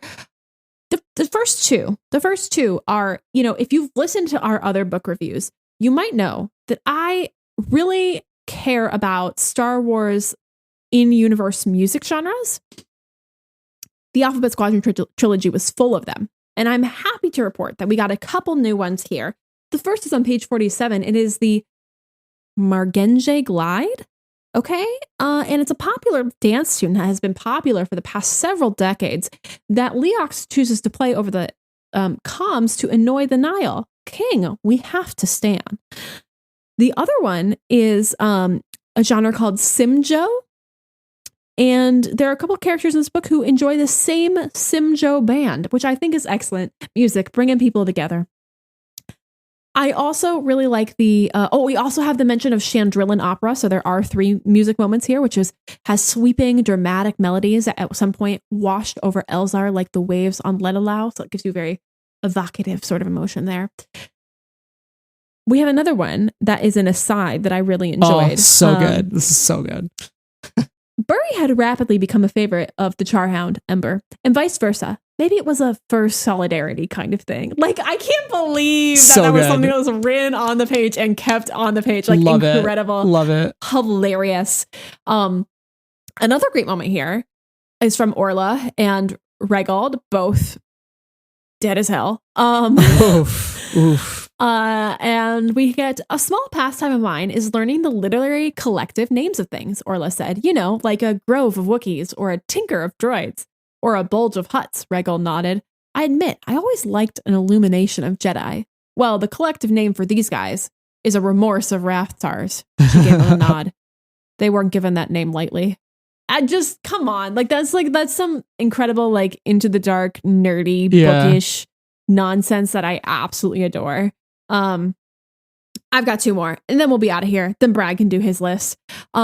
Something we kind of failed to talk about as its own topic with Stellan Gios is that we get another perspective of the Force from him. And again, if you've listened to our book reviews, one thing we both really love is interpretations of the Force. We know that Avar's is like a song. We know that Elzar's is like an ocean. But I don't know if we knew that Stellan Gios's was like a firmament before this book. I don't think so, no. And, and I'll quote this from the book, Stellan Gios was among those Jedi who perceived the Force as the entire firmament of stars in the sky. Points of brilliant light and energy, seemingly distanced from one another by infinite absence and cold, but profoundly connected. Friends, families, tribes, organizations, each formed a different constellation, carving shape and meaning from the sky. Were not he, Avar Kriss, and Elzar Mann such a constellation? Stellan had always thought so, even in childhood. Rest in peace. Yeah, man. Beautiful, beautiful, sad, beautiful. And also another one from Elzar. We were talking about, we were talking about Geode flirting with people, but like Elzar, he's also kind of a flirt, as we have learned from the past 2 books. Elzar with his pants around his ankles. True. Choices were made. Never forget. But Elzar was flirting with Orla. And we get this quote. He hadn't understood how much he'd been flirting with women lately until he'd met one who had no use for that whatsoever. Like he got told without being, told a word. And I just think that was another great aside from Claudia. Excellent, brilliant. I am done. I am shutting up. Go ahead, Brad. All right. So for me, this is on page 10, Regald Cole talking with Nan and Chansey. He says, so what is it with the storm terminology? You're all supposed to be one big storm, but each group breaks down into tempests and strikes and clouds. How far does it go? Is one Nile on their own? I don't know, slightly overcast? Dude, this is the dad jokes. This is why the leveler targeted you first. Leveler hates dad jokes. Hates them. It's really sad because Regald Cole was also like a preschool teacher, essentially, within the Jedi Order. I was like, you're going to kill the preschool teacher first? Like, that's so cruel. Page 94. Coley Lynn hated Liax Gyasi the way you'd hate someone who'd plunged a Mandalorian cowl into your heart. I just want to mention this because it's the second mention of Mandalorians in the High Republic, the first being in Tempest Runner, when Lorna D actually wears a Mandalorian helmet. Oof. Still thinking about when Lorna D wore that helmet and her voice modulator kicked in. Whew. Just thinking about it. I'm just thinking about a girl. If you made it this far in the podcast, you can listen to me thirst respectfully. Anyways, page 156. We didn't get his name. But he didn't. But this is the closest tangential mention of Kevin Tarr that we get in the book. Kevin Tarr didn't show up. I'm still bitter about it. High Republic team, bring back Kevin Tarr. We are begging for some Kevin Tarr. Kevin Tarr Nation is waiting. So we get a mention here because JJ5145 is wheeling in a bunch of droids to create their own networking hub because the 2 parts of the station are separated. So they have to create their own network. And it says, quote, but this was nothing like the hastily cobbled together droid lifeline that proves so essential in stemming the great hyperspace disaster fallout.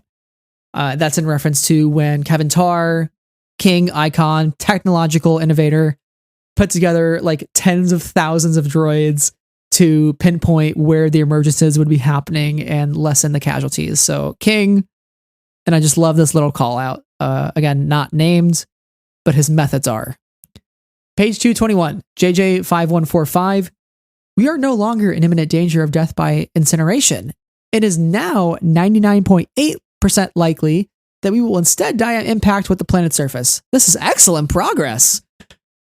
This feels like a Niku kind of quote to me. I love it. Yeah. So I would just love Josh Brenner to read this in Niku voice if possible. It's like Niku plus K2SO. Yeah, exactly. Niku energy, but K2SO stats. Yeah, totally. But you get the phrase 7 Hells of Sith, which I just want to note that phrase. I love it. And also my very last one here is the fact that on page 178 is mentioned that Branchi is attacked. And if you know anything about Branchi, it is the planet that appears in the Edge of Balance comics that I'm wondering what happens to them. And I hope they're all safe because I can't take another Wookiee Jedi being a goner because there's a Wookiee Jedi in those comics. Nope. So please protect our Wookiee Jedi. They're precious. They're precious beings. Yeah. I think we've done it. Like I think have we mentioned everything we wanted to say? We have. Sarah, what are your final thoughts as you say goodbye to The Fallen Star and you say goodbye to the last adult novel of phase 1 of the High Republic? I want to say that I'm very grateful that we had this conversation. Thanks for believing in me to have it, despite my reservations and feelings about the novel overall and like that cloud that hung over me. I'm grateful that I got to talk it through. And I while I still feel quite strongly about this book as just like, ouch, there's also just so many good Claudia moments in this book, without a doubt. And I'm loved that we got the opportunity to talk about them here. And, maybe crying about it was a good thing. So I'm sad to say goodbye to these characters for a while, but I'm also ready for a break with them and ready to enjoy something new and get to explore something new. So while I'm sad to see them go for a while, I'm also hopeful and really grateful for the opportunity to be able to explore. Yeah. Almost exactly 1 year later since the release of Light of the Jedi, and here we are talking about the end of phase 1. It's been a journey. It's been such a fun journey. Obviously, we have Mission to Disaster in Midnight Horizon next, but this feels sort of like the staple of the High Republic. Each of the adult novels are kind of the pinnacle event. I think it's really special that we've made it this far, and we are so passionate about this era and the fresh perspective that is brought into the Star Wars franchise and the much needed one. And I'm excited to see what's ahead with all of the new talent and authors that are being involved. And I think it's just a really good time to be a Star Wars fan and a Star Wars publishing fan.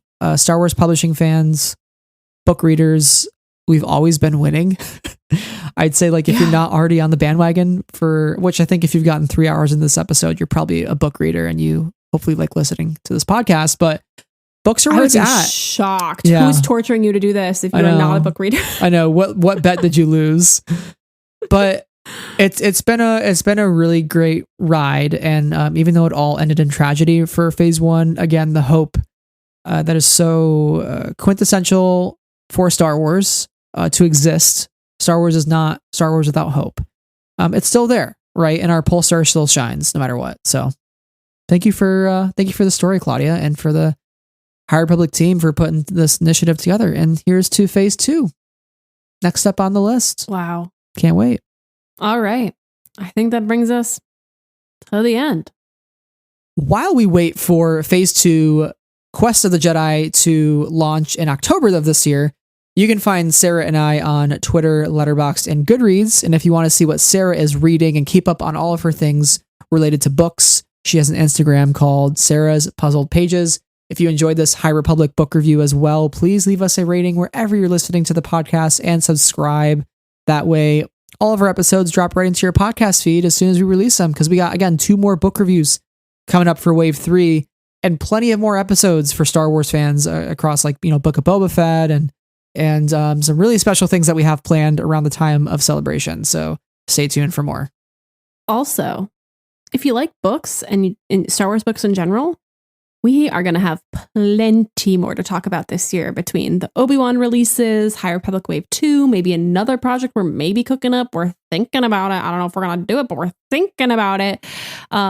So lots of good stuff there. And if you would like to see more episodes from us, including our Buy the Book series, where we are going through the Star Wars canon novelizations, we have a Patreon where we post extra episodes and patrons get little perks. And we are also just so grateful that any of you have the ability and the desire to support us financially. So thank you so much to our patrons, Amy, Anna, Brian, Cheryl, Deborah, Donnie, Elegy, Jesse, Jen, Knights of Ren, Huang, Levi, Lindsay, Lucy, Marie, Claire, Neil, Rachel, Sarah, Saber Bouquet, Sky Talkers, Travis, and T. Thank you for your continued support of us, patrons, and also all of our listeners. We are so glad you sat with us on this extra long High Republic episode. And we look forward to seeing you in another book review soon. Yeah, absolutely. So once again, as Sarah said, thank you all for listening this far into the episode. Thank you for your continued support here at Friends of the Force. And until next time, may the Force be with you always.